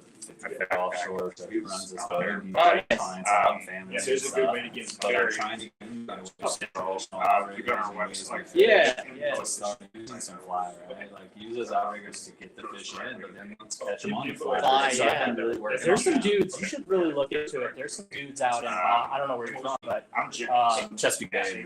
okay, stripers and shit. Yeah. But yeah, no, So, in Baja, you know, there's some dudes that are doing sailfish and stuff on the fly without chucking, without bringing it in. See, that's what I want. And Mako shark on the fly. These guys are fishing like 15 weight stuff. Right. Yeah. But that's It's a new thing. I like that. It's starting to grow. Growing up, that's what we did. Like we chum or get bait fish and play this game of next fish to the next fish to the next fish and sizing up. I organically always wanted to attract them out there. Yeah. And that's why we're doing this. Yeah. Like, can we get to them? At the same time, though, the ocean, it's just like How burning diesel fuel, man? It's it's expensive. expensive. Yeah. How are you gonna bring your in the flats? I mean, the flats at least you can kind of pull Right. and you can find them Yeah. and you hunt them. But you got to get down to In South open Carolina ocean and below for that. In open ocean, there's like to where we are above Carolina. You got to get offshore to the Gulf Stream. You have to run like other boats. So it's tuna, mahi. It's a different game. But you get bay. I don't see a lot of folks. I think there's one fly shop in Outer Banks and Max Head. And that's it. reds, going for reds or Pretty much reds. Anything. I'm just trying to get people to understand that if you imitate a bait fish, you can catch other fish. And I think that's the whole moral of the place. But to have one fly shop in a 3-state radius in the middle of the Gulf Stream is surprising. yeah. With all these great places that you can fish flats. So James Trip, I got all these great waterways, but people don't do it. So, yeah. So I was actually just reading an article You said the other day and like guys about how there may be a mandate now to go to circle hooks. They don't want to sit in a room with other I just don't, I don't have a good appreciation for how the striker situation is. right. And on the flip side, for someone that's I grew up there, my great grandfather was a water, my grandfather, my dad, and to be watermen. The rules and laws and regulations have made fishing become a pastime that people don't do. You have to have the money to do it. And so you went from when I was a kid catching like doormat. Absolutely, yeah. So if you forget that, go on our website. Maybe 20 times just keep so people can't catch that. So it was this, and now you see only people with money fish, unless you can sit on the dock, which there's no catfish. You're not getting the same experience. So it's been hard. The rules and regulations. By the time you run fuel with how expensive that is, with the even black sea bass, for instance, you can catch them left and right. You go to a restaurant, they charge you $40-50 a plate for black sea bass. But the regulations are outrageous when they're plentiful. You can catch them. It's just been a. How'd I do? Great, man. Pretty good. Okay. Yeah, I couldn't tell. Was it good? How was it? I couldn't pay attention to the video. Explanations were good. Yeah, video was good. All right. You want this one? Translated to the game. I walk out with 2 flies. Yeah. I walked out with a crowd too. Fanboy.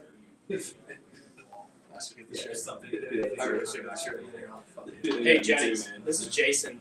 Hey, what's up, man? Jason, very nice to meet you from Yeah, Texas. Jennings. He's also a big Charlie guy. Okay.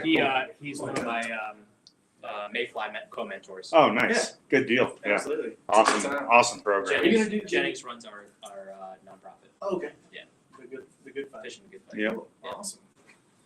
Are you gonna do the show? The fly fishing show? We're looking into it. Getting Oh, Yeah, we're trying to. Okay, cool. Yeah. I think the main I'll let one you is know. to. I'll let you know. Are you gonna work that booth? I think I am. Yeah, because I may have to start with Yeah. this. So, Cool. but I'll see you around there for sure. Absolutely. You fishing anytime soon? Tomorrow. I'll fish tomorrow. Where you going?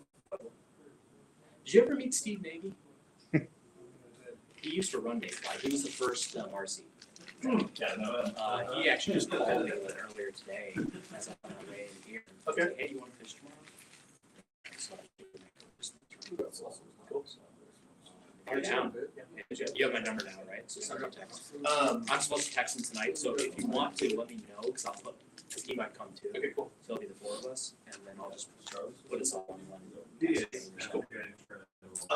Close it out. On Monday I'm gonna fish too. So You are on Monday?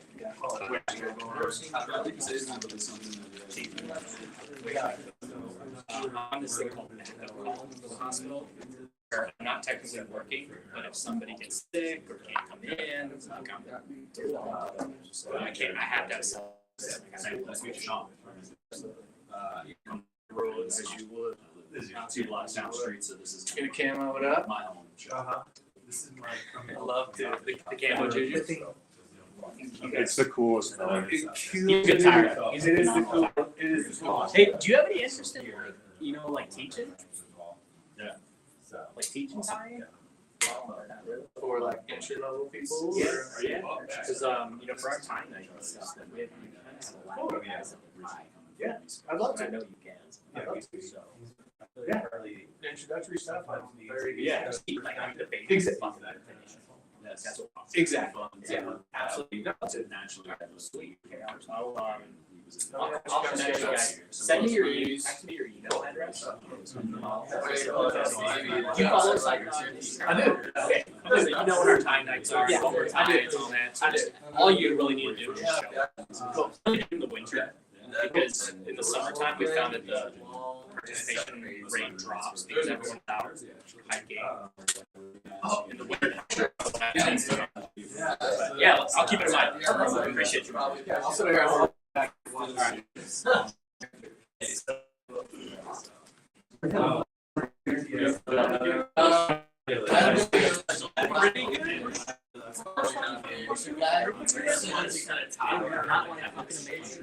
Yeah, it's just it's like Getting first. Okay, the guy said that it was, there's not an English word for that, big fish, but they're like little apples, or called barones. And they were just eating those that day. The best day of fishing I've ever had. How many did you get? I mean, we probably. I mean, that sounds like a. The guy said it was probably one of the best days he's ever had. I mean, Putting this way in the carpet and does not sound typical. I hear you just like maybe yeah. I mean the babies just eat more readily and it's not like it's like disgusting, they're just like they're just all tailing around the building and just gnawing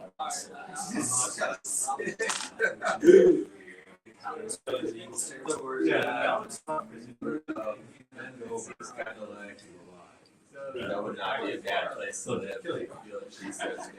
Oh, Just such a little window where they're just like. yeah, it's hard. It's hard to find mates for trout. After that, One first deal I thought I was like, yeah. But it was just round. That's a milestone. Yes, it was. so I to can't take that back in tomorrow. No, I would not if I. Yeah. That was 3 guys from. The only problem with the good thing is it takes all the screen info off. Yeah. But it takes the screen info off, so you can't see to adjust things. Yeah. Does the focus square on what's there? Well, so you and I talked about that. Yeah. In theory, on this camera, he had to take it away, but I don't know what it is. But what I did on the other camera. Oh, because we're here.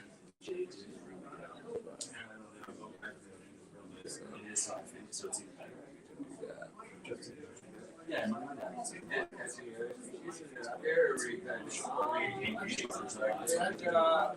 little barracuda, both got like a little snook. Yeah. I was walking the flats last year on one of the islands. Yeah. I will figure it out. I haven't got to that part of the name. Yeah, it's a flat folk. Why not? Here, can you believe it? Is it Juju baetis? Yeah. Yeah, one of the newest color. The camo? Yeah. I saw it, I thought it was a bonefish, just kind of walking the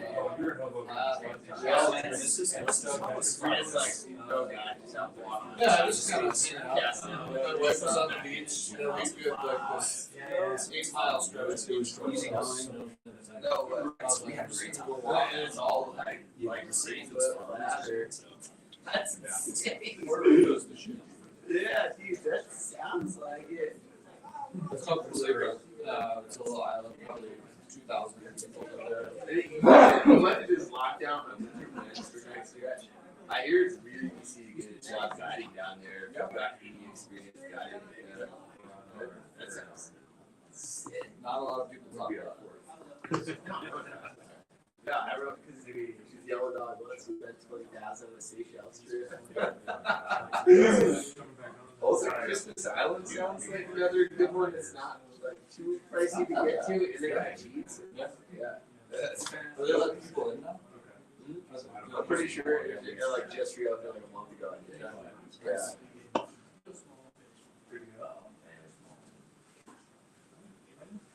It's hard. Good. Work a job that make money that can afford trips. All right. Thanks, guys, for joining. My name's Jennings. I'm the founder of Fishing Good Fight. Raj just tied for us as well. We're a mental health organization that works with men, and we leverage fly fishing, fly tying to deal with mental health challenges in the community. So we take guys out on retreats, teach them to tie, teach them to fish. But today I'm going to be trying a Juju baetis, Charlie Craven's Juju baetis, and his newest color scheme, the camo scheme.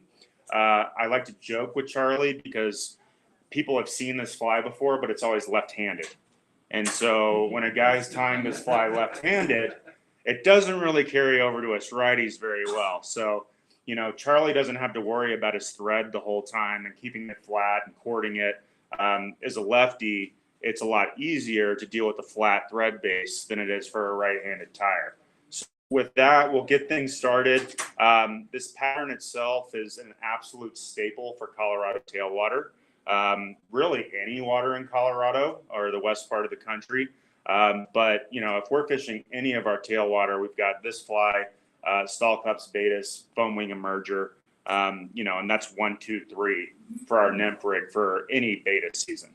And with our tailwaters, you know, and the water temperatures that stay consistent throughout the year, these things are always on the menu. So our boxes are loaded with Juju baetis, and this new color scheme is probably the favorite that I've seen besides the original 2 brown and 1 black for the baetis imitation. But this is a unique Juju baetis because it's the only time that Charlie uses 3 different colors to create the body. And it's the only time that he goes away from gray flora fiber for the wings. So it's really a different looking Juju baetis than the rest of the ones that we have. So on the vise, we have a TMCO 2488. Today, this is an 18. So this would be something we'd be using in the spring, you know, when our baetis are a little bit bigger versus the fall where we're looking at 22s most of the time. And in terms of our underbody, we're going to be using Simperfly. This is their twin here. So we really want this fly to have a lean profile. So, you know, you think about different threads and Uni 6-aught, 8-aught, Vivus 14-aught. You know, I'm looking for the leanest thread I can find for this underbody on this fly. Because when you look at a baetis, you know, it is slim, you know, it is slender. So once we tie in the super hair, it's going to add some bulk, but we want to keep that bulk to a minimum while we're creating the underbody. So we'll tie in this white Semperfly 20 denier, just a little bit behind the eye.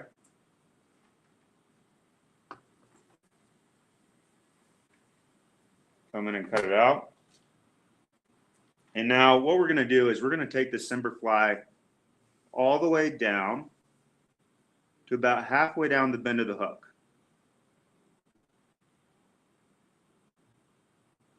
And this is where, you know, a guy like Charlie, a left-handed tyer, he doesn't have to do anything. Like his thread is flat right now. But for us, after we tie in this next material, we're going to have to spin our thread. That would tighten it, and that would flatten it counterclockwise so that we don't get a bumpy underbody. And this is the most important piece of this fly. If you don't have a smooth underbody, you cannot tie it well. So for our tail here, we're going to grab some India hen, and we're going to grab 10 or 12 of these. And what we like to do is pull them horizontally from the feather so that these tips are nice and aligned, so we have a nice and even tail. Similar to the way we would use pheasant tail, you know, to create a tail is anytime you have a feather like this, if you pull it, you can get these things lined up so that they're not all staggered on you when you tie them in, and you've got this rigid looking tail. So I'll do that again.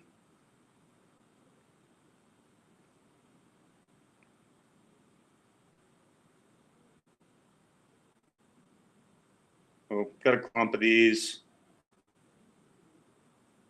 Now they're nice and stacked. So I'm just going to pull these off here.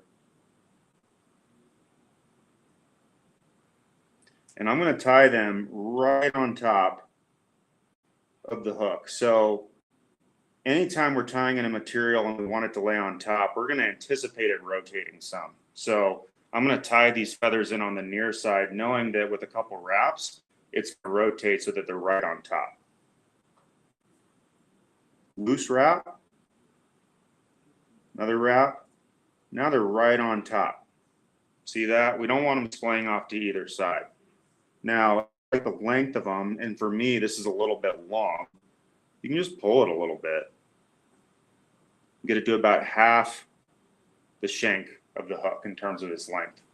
And so what we're going to do now to keep that uniform body that I keep talking about is we're going to capture the rest of this feather, keeping it on top the whole time. I don't want this feather coming off to the side as I cover it one way or the other, because then we're going to have this bulky body. So we want to make sure that that feather stays right on top. And as we get halfway or so, we're going to clip the buttons.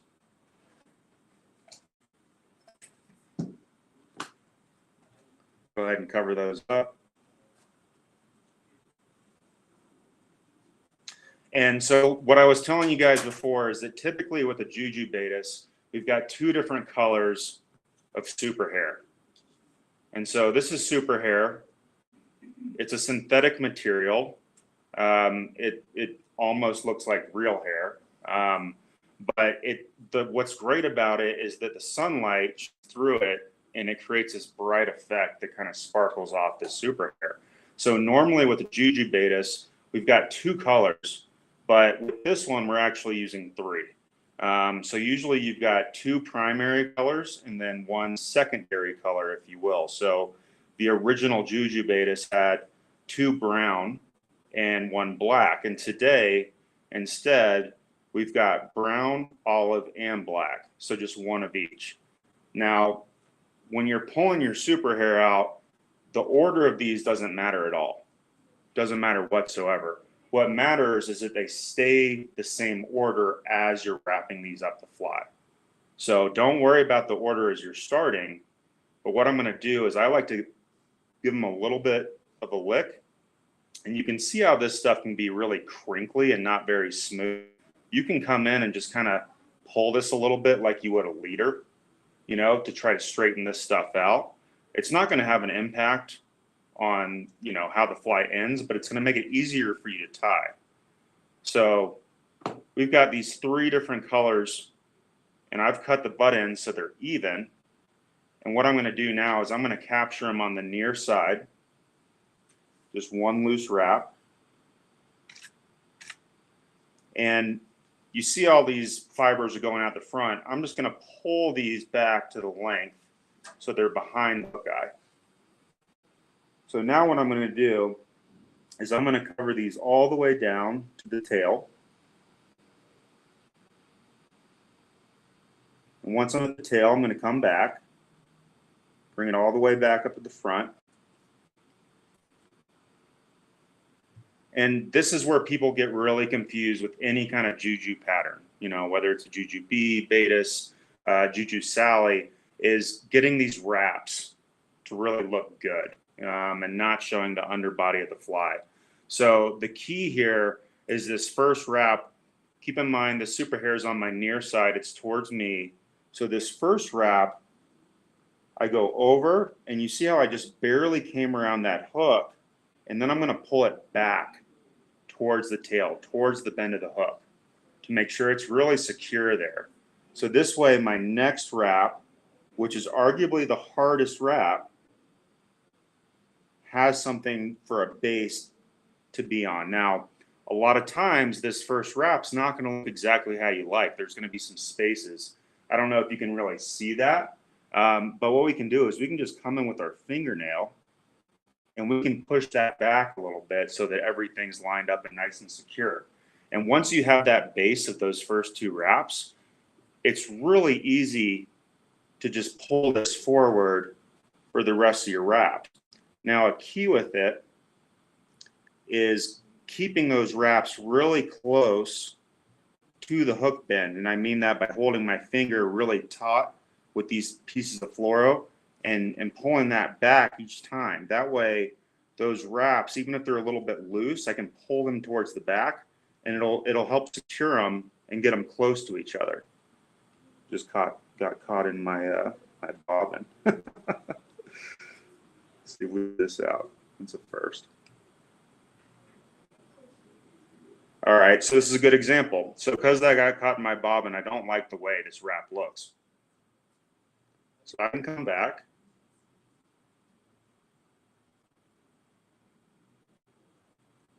That wrap's a little loose, so I'll come with my fingernail.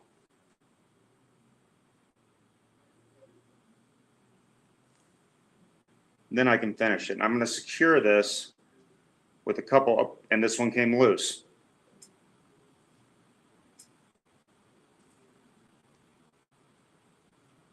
So if we do this again,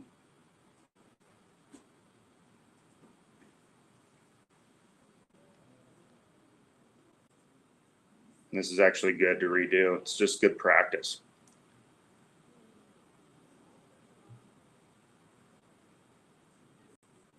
So once again, we'll do that first wrap. We'll pull it backwards to make sure that's nice and secure. Second wrap, nice and tight.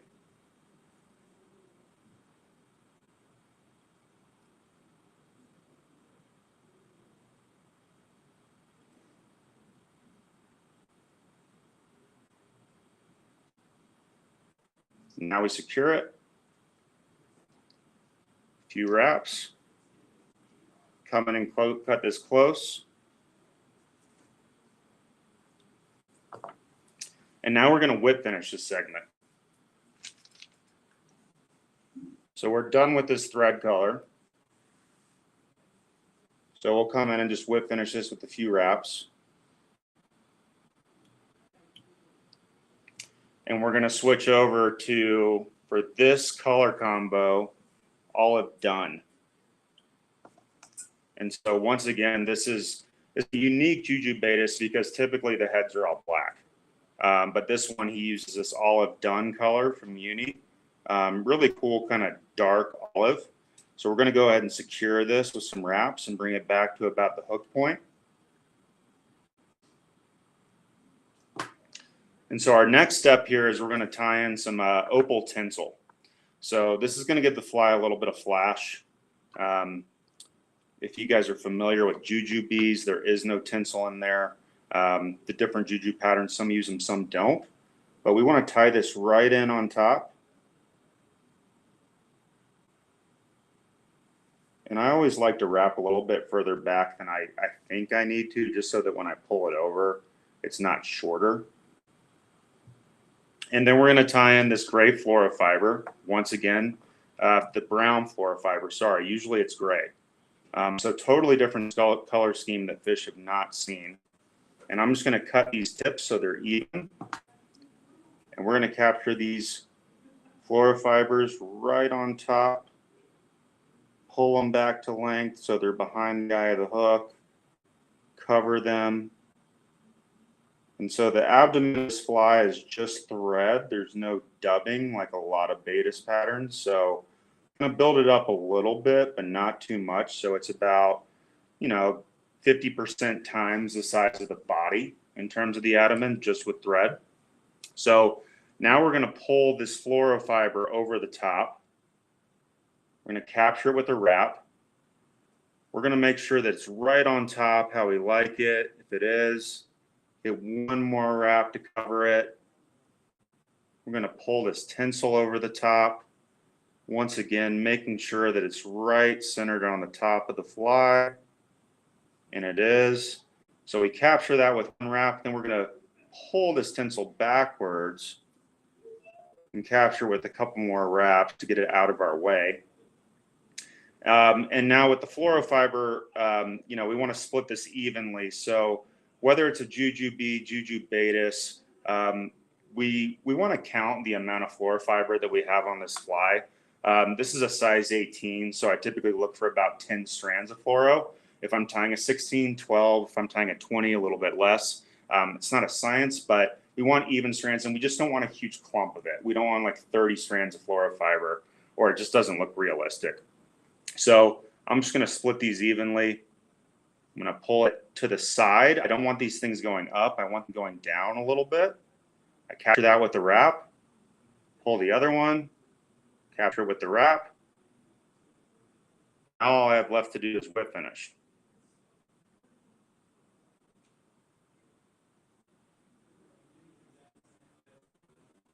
And you'll notice the head of this fly is a little oversized, and that's intentional. That's how this fly will look when it's finished. So we'll come in here, cut our thread, come in here, get our opal tinsel off, and this just takes a little tiny clip so it's not annoying. So all that we have left is our legs. And the final piece of this fly is a coat of UV resin. So we like to use this Bone Dry Plus. And when you're using a tiny amount of resin like this on a small fly, what we like to do is just dab a little bit onto a sheet of paper, a note card or something like that.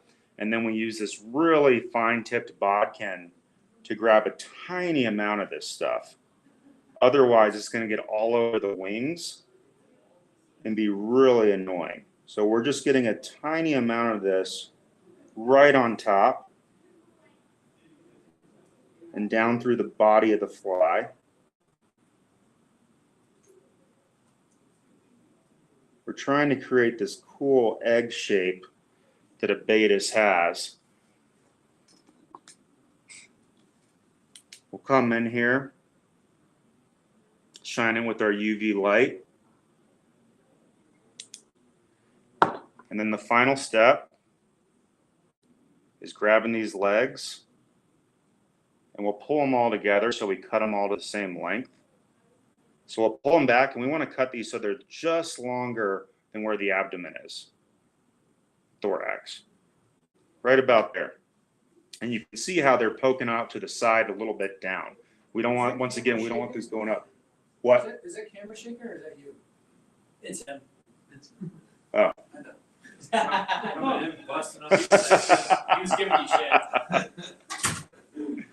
So that's the final step. So that's our Juju baetis, this camera variation, something that fish aren't used to seeing, different color combos across the board. But thanks again, guys. If you have questions on it, let me know. It takes some practice using that hair, but once you get the feel of it, you can really knock these things out quickly. And you can just load your box up, whether it's Juju B's, Juju Baetis, Juju Sally's, doesn't matter.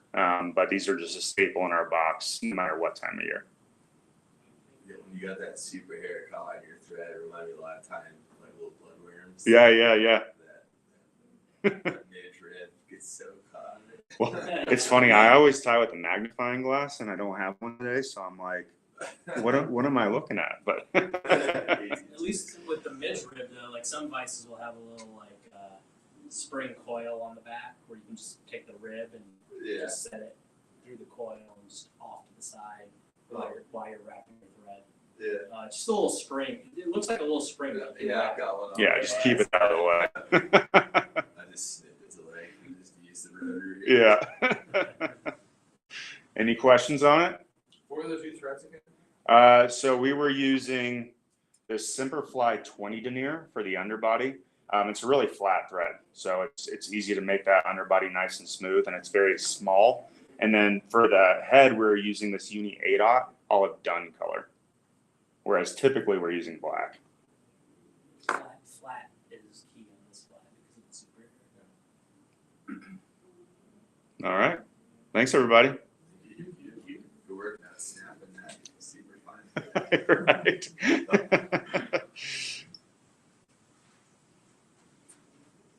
That's what's nice about that Simperfly. Break the hook before you break the thread. Uh-huh.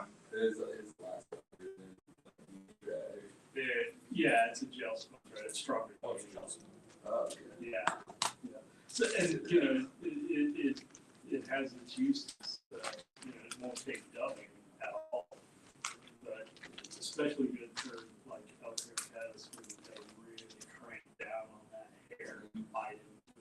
Yeah, that's what I like best. But you know, on this one, when you're trying to keep that body so slender and you're not dubbing it. So. It's Yeah, it's it's so crazy. thin, but it is still- It's so strong. Probably do I mean, I 14 on. Yeah. Right? Yeah. But I can cinch down on, you know, deer hair with that 20 denier, like, and just tug on it. Yeah, it just doesn't break. It's crazy. Last time I tried it, I was using the US because they didn't have that Simperfly. It was like 5 or 6 years ago. The ASB stuff. No, the Viva's very good too. Yeah.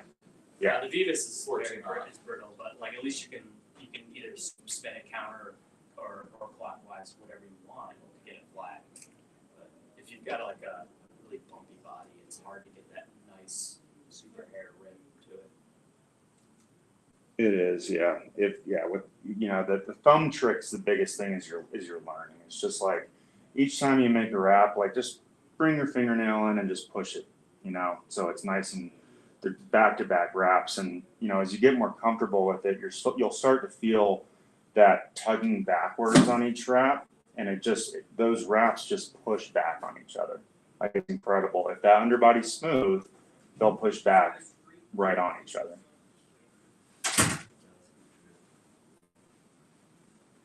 Thank you. Thanks, Absolutely. Did Charlie originate this with Judge? You did? You should ask them a story about it. Yeah. It's a pretty long one. I mean, it's so yeah.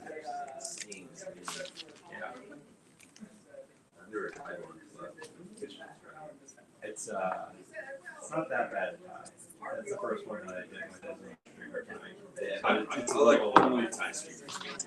Oh, then you'll be able to knock it. Yeah, mostly like Kelly flies, but Yeah. No, it's a fun track for sure. yeah, is it what is the material? Because it's not craft burr. No, it's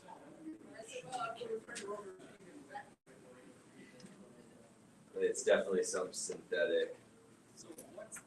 Which I've been tying a lot of synthetic in mine usually, and it's so weird going from feathers to synthetics. Yeah. awesome.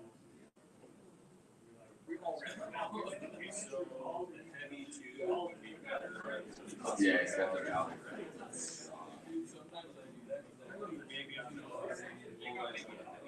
You don't see But yeah, great swim coach has gotten me quite a few good box fish. Such a good fly. That's such a good fly.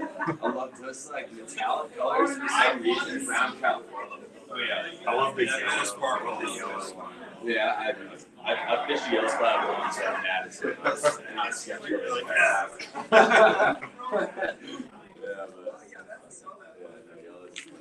It's so funny streaming any yellow materials. It works. Like some days, like bright days, sometimes it's like, is it white or yellow? Like which one is it? It just feels so silly to watch this yellow thing. It does. From Yeah. the water towards the boat. You're like, what? I know. Just like a purple fly, you know? Yeah, purple bugs. Not steelhead. Right. Like what? But it works. That's fun, right? Yeah. It's the fun part about fishing. It's always something to experiment with. Yeah.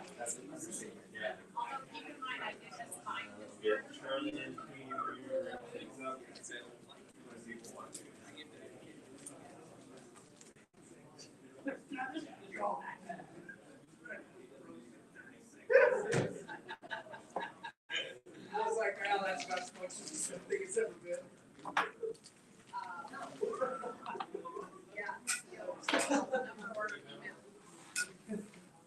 Robin's holding up five for the kids. That's good. Yeah, they just can't thread it. I know, he breaks it. They're not using it. They're not using it because they can't thread it because they broke the thread. One whip.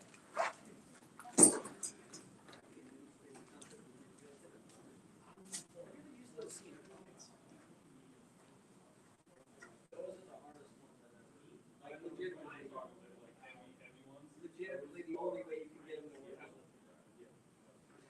Like it drives me nuts. I have them, they're a great bottom when you're tying them. As soon as you break the thread, you're like. And the ceramic is beneficial for stacking.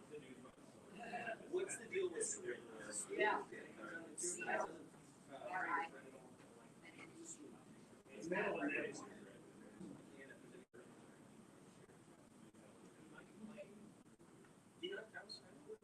You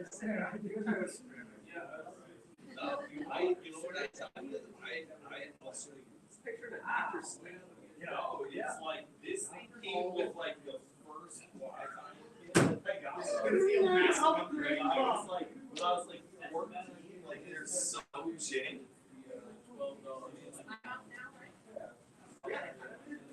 We'll sit here for tea.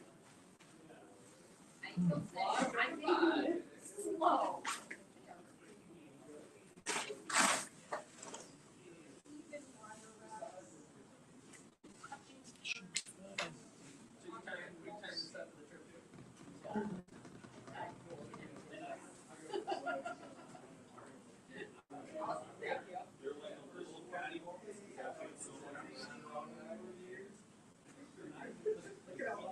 Right?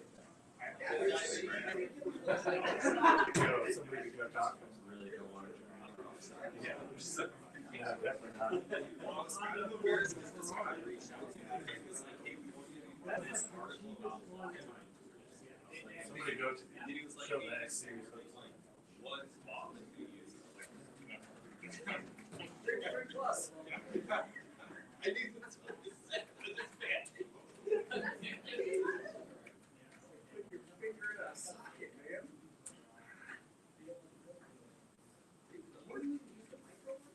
Let's try this again. Don't touch it. I'm not gonna touch anything, except I am gonna move the vise, because Yeah. I don't tie on this kind of thing. Whose vice is that? This is Matt's. Yeah.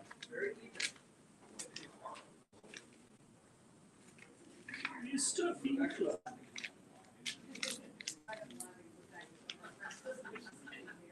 Got resin all over my new sheet of paper. Yeah, the ceramics gonna be like. Hey Jennings.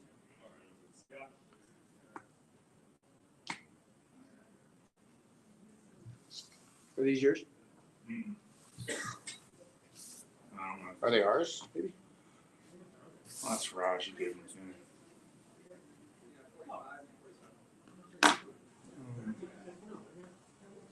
It's new, Bob. I'm pretty excited about it. Yeah. When they get an actual. Those are yours, Charlie. There are, okay. Yeah.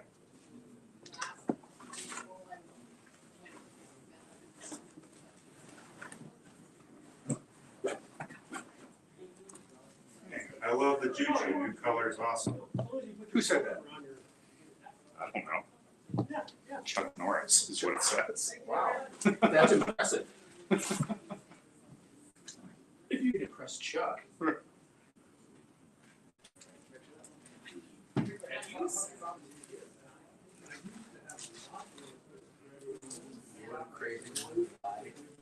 Oh yeah, the reps are fine. Huh? Yeah, the reps are totally. Watch his pitches. You don't know your father, Lord? What'd you just ask him?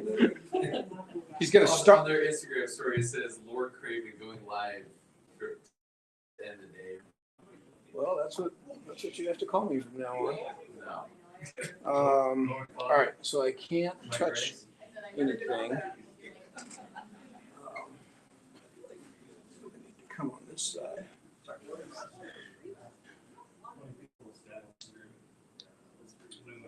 For all of our technical difficulties,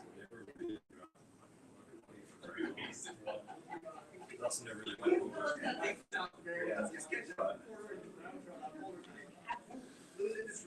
So the trick for not recording is hit record on and off real quick. Playing with the live turns it off. But if you just hit record, and hit it again, that stops it for a second. So you hear a few minutes of uninterrupted. That's the part. Do you put the blue down to get that balance of blue?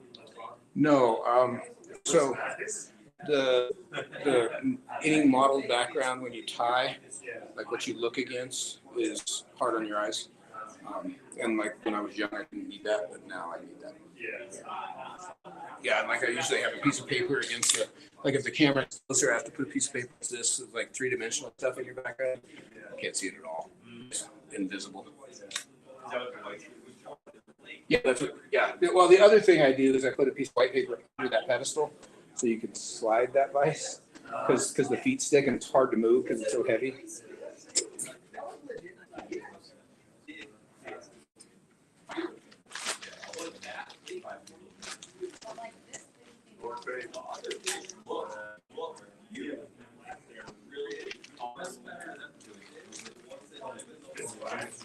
now it's good because it's not recording. So it's not eating anything that is normal.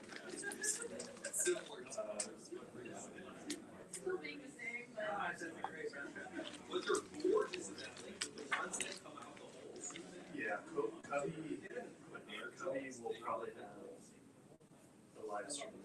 What that link is really Since they design works, and I know that it's like, so we can use I think I'm gonna set up like the way to do it, which is live stream. So like, Who are you going to live stream at the Cubby though? Because those are all MFC guys. hopefully Pat comes down for it. You have to hire some outside talent. Yeah. What about maybe Landon? Oh, Hans down there is a Sig Tyer. Hans who? Hans, what's his last name? I don't know. He's the guy at BZB who always is like super excited. Jeff tells everybody okay. they do react like this. Yeah. That's so weird that he has something to do with English Cubby. That's so unusual. I'm pretty sure Line Weber demanded that his daughter retire. Like, She's got. I fucking hate that guy. I've never really interacted with him. He is.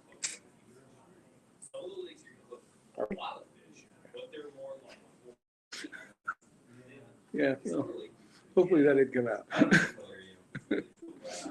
got a bunch of guy Caddis that Russ is now trying to. Who does? Oh, Rachel, yeah. his daughter. Did you see Keisha's stuff? Oh, you did. I like the graphic like stack right on here. Uh-huh. That's my favorite thing with ties when that comes out right. To have that. Do you use that process. that nymph skin? I have not ever used Yeah, it. that I've it's got it. I haven't- it's like scud. Yeah, well, yeah, then you know Yeah. what it is. No, I've been putting myself in the area to try to get that to work with regular foam for kind of like how you do the extended body. Yeah. I don't use an attached needle like that. So I'll have the needle come in, wrap up, put two drops of glue, and wrap that. I'll show you one. So you do like the hook and the vise, Hook and the vise. but the needle just to give it rigidity. And because I was able to get it to work without the needle, it's just easier because I can just wrap it so much tighter with the Sure, needle sure. there. But yeah, the needle basically, I hold it to the hook, wrap up, glue, wrap down, pull out. And so it's an extended body on a hopper. I'll have to see it. All I can do is show you a drawing. I have it right here. I just happen to have I was a looking drawer. through. I can't get the post consistent, so it rides better right now when it's just a wing. You can't get the post to stand up. What are you making the post That's out? just me being a new tire. I'm just getting better at post, so I want to have it as a post just to see how it rides. So I've only fished it for one summer, so I want to try it with a post and then one with just a wing or a top, kind of more similar to a hippie stomper. Sure. So it just sits a little cattywampus in the water. Is that the wing though, or is that your hackle may not be big enough? Good question. Yeah. Your hackle in your drawing is not big enough. You can fix that easily there. Not so much at home. Yeah. Could you toss your hook when you get a chance in the vise? Yeah.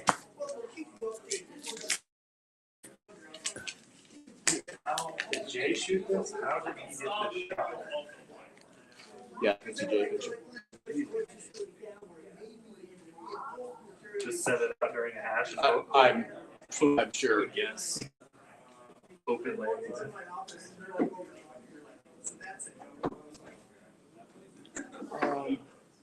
I like that stuff. You're gonna need more light. Don't you think? More light. Yeah.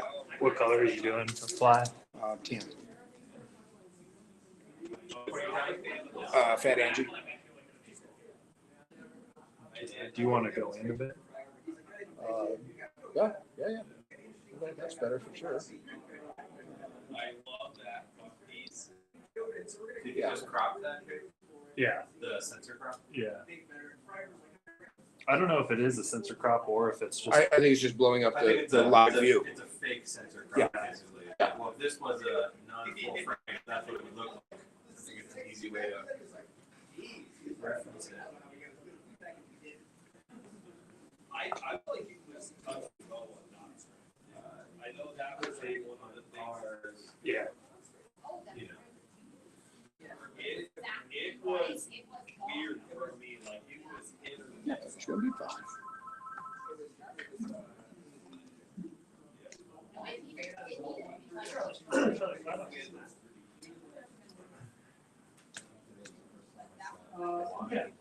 We kind of did. We get that every once in a while, but like that's the biggest line. What do you have? What's your go-to battle? She's got another register, like I can't help you. Yeah, that's actually, this setup for class stuff is perfect, just with that extra zoom. Yeah. Because otherwise I have to have the camera pretty close too, so it's kind of, in the way. And that is the problem with these big cameras. It's like you can't see in person up here. Right, yeah. My setup is pretty clever though. I like that. Pistol? Yeah. Yeah, that actually worked really slick. Yeah. Yes. Yeah, it's a What head is that? tripod. I don't know. Because I want to order another one. I'm sure there's a number on it. We'll take it apart afterwards and look at it. But then I just went and got a bolt. Yeah. And you screw that in the bottom and cap it off with the nut. And then you just tightens into there. Yeah, definitely. Yeah, it's that bolt actually needs to be Well, see how it's all the way down in there. It's this much taller than I really would like it because I can't get the camera square to the fly. It's always shooting down. Just a little bit. Right, yeah. So I see a lot of people do the tripod here, normal tripod, but it has that ladder there that goes all the way across the table. So then you can adjust to get that perfect level. On a long ladder, you could? Uh-huh. Yeah, I just looked at those the other night, and that's the thing is, I mean, you kind of have to have one that works already. Yeah. Otherwise, you end up with 20 of them trying to figure out which one works. Right.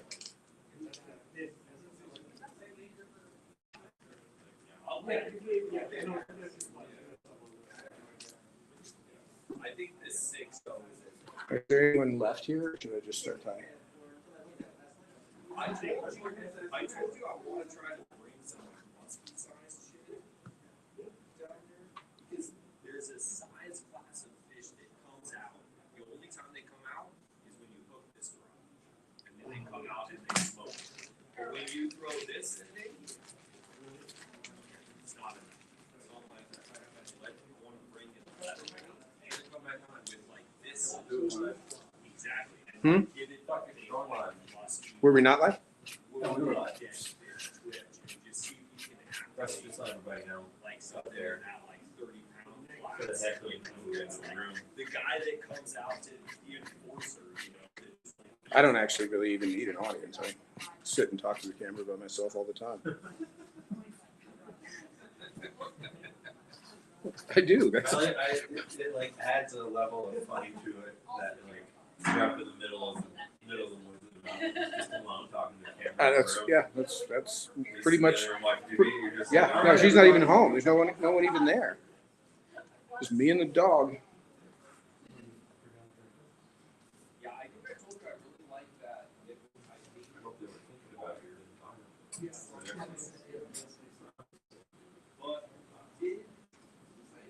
Is your feed frozen? No, it just looks like crap on that. Oh, it's just moving slower. So should I go? You're good to go. All right. People should be coming in. Should I give him a minute? Oh. I'll give him a minute.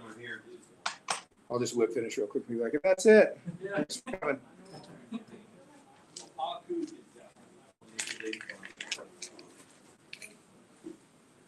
So Charlie, Yeah. I'm tired of carrying all my thread around in Ziploc bags and having all my wires wet each other. So I bought the hairline spool boxes. Uh-huh. Then I went to the craft shop and bought a case of looked like miniature Tic Tac dispensers for Yep. all my beads. For beads, yep. Put little tags, color coded side. So I got my beads in order. Hooks. Any good hook organizing. Those same little bead Tic Tac things were great for hooks. I was thinking, no reason you can't put hooks in there, but I was just thinking, so- as far as getting them out of it. So go look in that drawer. We've got them in there. So those Tic Tac lids, you pop them open, they'll pull right out. Yeah, so take the whole. You can kind of pour them out. Just tape the label from the hook package to the side of all of them. Exactly. But yeah, we've got 300 of them in that drawer. Yeah, so that's the, yeah. Because I don't know how many times I've bought size 18. This same hook again and again and again. Yeah. Got a That's lifetime supply, but I keep buying. good for business. Jennings asked me for some 101s, and I opened up the box in my drawer, and there's, I don't know, probably 2,000 in my box. Yeah, I can actually. I have them over here for him. I brought him some. All right, I'm going to start to tie fly now. Right after I put on my good glasses. All right, so this is going to be a fat Angie, which is sort of my answer to a chubby, something a little more interesting than a chubby. I've always thought chubbies were boring. And so I started playing with a kind of variation on the theme. I wanted a fly that had a lot of surface area and some foam and some yarn on it to give us some surface area, but a little bit more involved tie and not quite so boring. So what I've got here is this is a Daiichi 1167, which is a black hook. It's their clinkhammer hook. and it has a barb, and that's what I like about it, because typically I'll fish a dropper under this fly. So if I have a true barbless hook, you can cast the dropper off.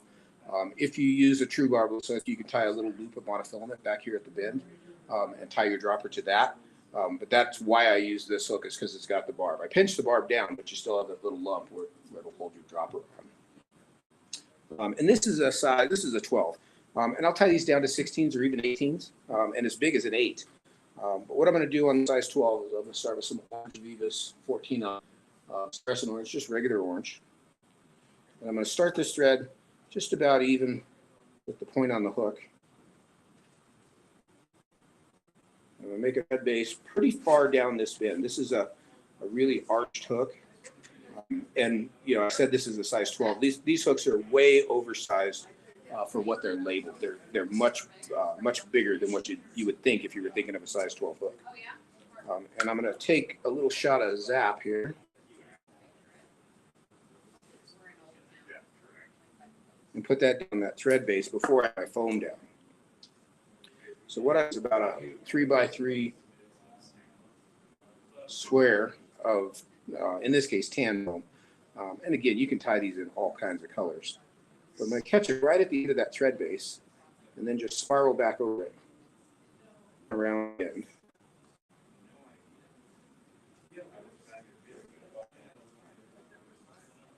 And then just cross hatch that so that it's anchored down good and tight. Under there, I'm going to put some dubbing. And there's no magic to the dubbing. This is just some orange synthetic dubbing. This is the old trout hunter stuff that they don't make anymore. It sure is. Because I have a gift for finding things that they're going to stop making immediately. But I'm going to dub this on fairly to build a kind of a ball on here. This fly actually started off as a flying ant pattern. So it started off much smaller than any of these. And just kind of grew in size. But you can kind of get the idea of what I'm shooting for. It's kind of think of a big ant. So I'm going to wrap this dubbing, and I want to stay on top of this foam. I'm not going to come past this point where this foam is tied in. Build my ball back here. Come all the way back to the base of the tail. Forward again, and kind of fatten that up. I'm actually going to fatten it up a little bit more.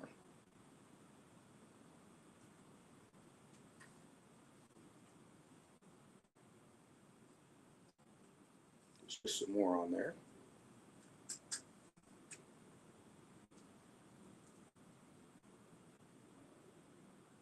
And then as I run out of dubbing, I'll jump up onto bare hook. At that point, I'm going to make a thread base all the way up to the hook eye and back again. And this is just to get that dressed before I go on.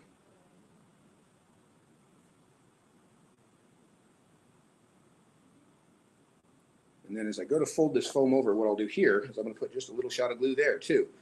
Anytime you're tying with foam, super glue is not only a good idea, but it's damn near made for this stuff. It really just anchors things down so that they don't twist and move. So we just lost our feed. I lost our live feed. Is it just timing out? Yeah. Put some more glue on there since I hesitated. So as I pull this foam over, I'm going to come around and then I just kind of pull the thread down gently. You want to make sure that you don't cut through that foam. And then I'll lift that piece of foam up and bump that thread forward and tie it down again. So kind of create a segment there. And I'll cross hatch that, and I'm going to eventually tie this down all smooth. This is going to be the base for our legs. So kind of a little waist in between.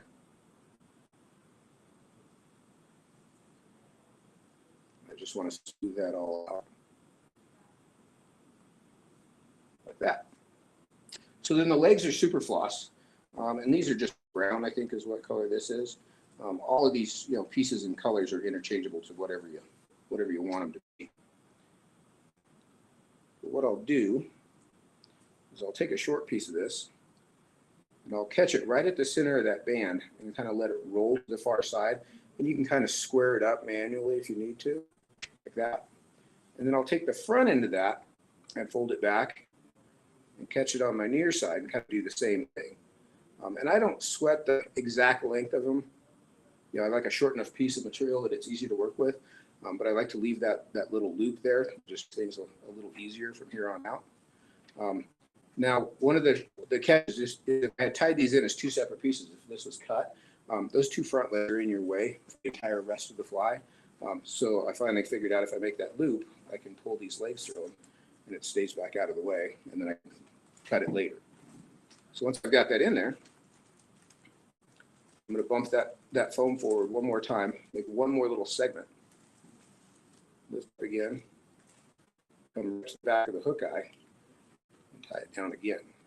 And we're going to make another little band in between those two, and that's where our wings are going to go. So for the wing, I'm going to use this is grizzly bear colored macrame yarn, and I've already brushed this out. And this is kind of like tan, brown, and white. So it comes pre-made. It's modeled as it comes from the hank. And I'm going to take a chunk, and the amount, you know, I tend to tie mine with a fairly heavy wing. The amount you want to use sort of depends on what you're going to do with it. You know, if you're going to fish this as a dry dropper fly, make that wing a little bit heavier. If you're just going to fish it by itself, you can sparse it out. You know, my reasoning on tying them heavy is I figure I could always trim them down a little bit on the water and make them thinner. I never do, but you could. So I'm going to take this and kind of twist it up in the middle to get a nice tight little spot. And I'm going to tie this in with a couple of X wraps right here at the front of that foam. And these wings are kind of like bad spinner wings, so kind of high and wide back to the side, like that. And then I'm going to tie in, oh, I forgot these. Hang on, I'll do that again. Got to talking about the yarn. So in addition to this yarn, I'm going to put a little bit of blue UV ripple ice fiber just on top of that hank. See that flash? And this, as funny as this sounds, like there's not much in there, it actually shows up pretty well on camera. In the water, on the water, this fly shows up like no tomorrow with that flash on there, just that little bit of flash. There's a lot of reflection for that, and it's amazing how much more it makes this fly. So a few X turns each way.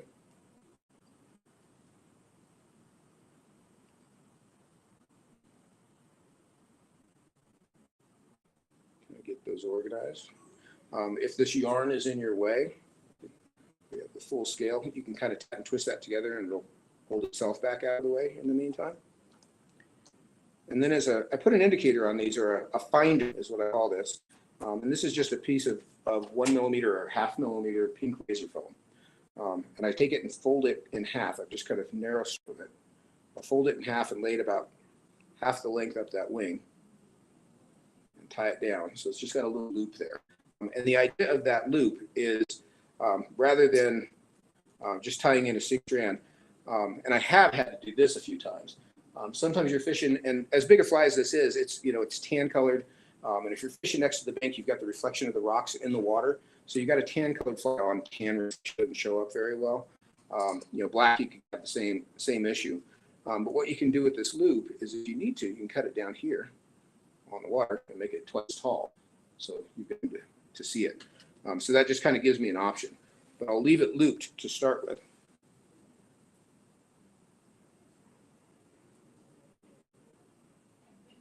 Just lay that in and catch it with a soft turn, and then trim those 2 stubs out.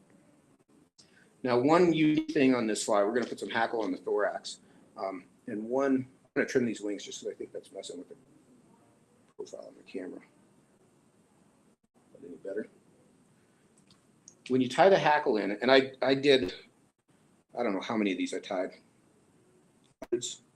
before I figured this out. If I tie my hackle feather, and I'm going to use a model dark ginger, really cool feather that I like to use on these. But if I tie this feather in with the inside of the hook, when I go to wrap it, it's going to twist. And it's something to do with the foam that I'm tying it down on. So what I want to do, actually tie, let me get it tied in and show you. I'm going to tie it in upside down, or counterintuitively.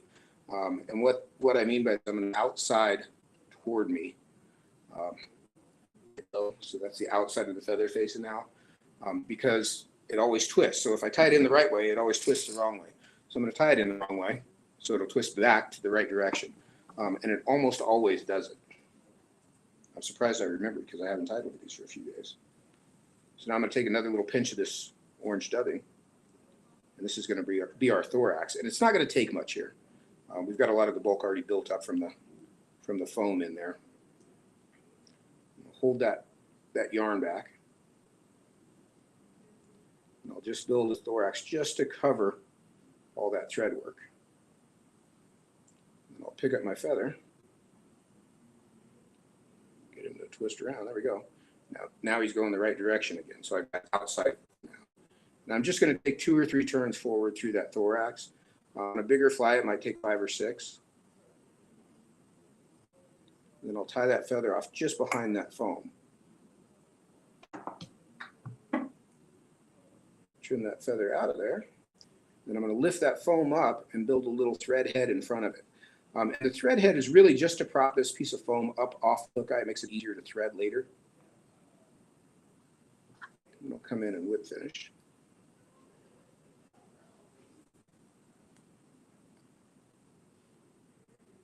Nick that thread out.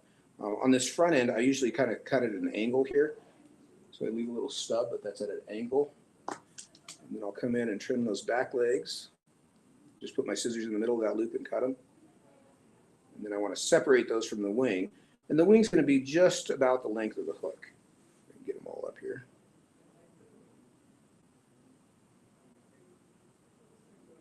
So just about the length of the hook here. Try to get all of them.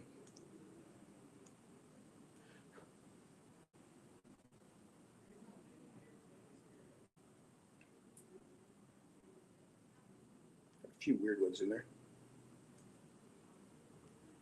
And these back ends, so they're a little more even. But that's the fat Angie. One thing I most of the time do on this is I'll trim this hackle on the bottom, and I'm just going to grab the bottom half, bring my scissors in flat, and trim that off, just so it's got short little bristles there. And then I always come in and put a little shot of glue right on the base of that hackle, right where I cut it. And this will kind of glue that hackle into that dubbing. And I've never actually had the hackle break on this fly when I do this. That little shot of super glue in there really toughens that up. That's the only natural material on this fly, so that's really the only thing that's a liability. And that just makes that piece a lot tougher. But you can see how much surface area is out of that fly, kind of, just big general bug. And you could tie it in a billion colors, black, purple, olive, gold, tan, cinnamon. I think that's all the purple, yeah. That's the current options, but literally any color of foam, and then of course you can mark it too. But just kind of a generic bug, and works surprisingly well. Just as as an attractor dry for fishing or dry dropper, it actually has surprised me how well it's worked, even like during caddis hatches and things like that. Even big. A couple weird ones in there. If you got some weird yarn, you can pull that right out. But that's it. It's Fat Angie. This fly is named after my youngest sister, who is not fat and not Angie. But my grandmother, my youngest sister, was the youngest grandchild out of I don't even know how many. And by the time my sister was a teenager, my grandmother was pretty old.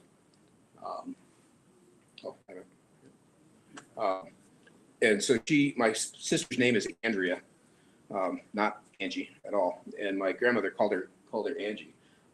And then one day we were all standing in her kitchen, and my grandmother said to her in front of everybody, she said, "Angie, you're getting kind of fat." So of course, my other sisters and I have continually since that day called her Fat Angie. So that's where the name for this fly came from. So that's it. I think that's all we got for today. Yeah, right on. You guys, thanks for coming. It's been a great day. It's been fun. I've had a photo of this. I'm pretty sure Umpqua posted on their Instagram a couple years ago. He probably took it. Yeah, I've had it in my fly tying album. Nice. Been meaning to tie this one up for a while. Yeah, it's not a hard fly. It's really not. It seems like it's got a lot going on, but as long as you kind of gauge the space. If you've got a sample next to you where you can kind of gauge the space, where you'll, and I still do it if when I first sit down to tie them, is you make your band too big here, and then you don't have enough space for all the other pieces. So it's all that. See how that the beginning of that hump is behind the halfway point. Yeah. So it's pretty far back. That's where you'll get jammed up. But other than that, it's really not a hard fly to tie at all. And pretty versatile. Like I said, you can fish it by itself. You can fish it with the dropper under it. You can fish 2 or 3 droppers under it. Honestly, it's a pretty buoyant fly. I like to take these and dip them in Flyagro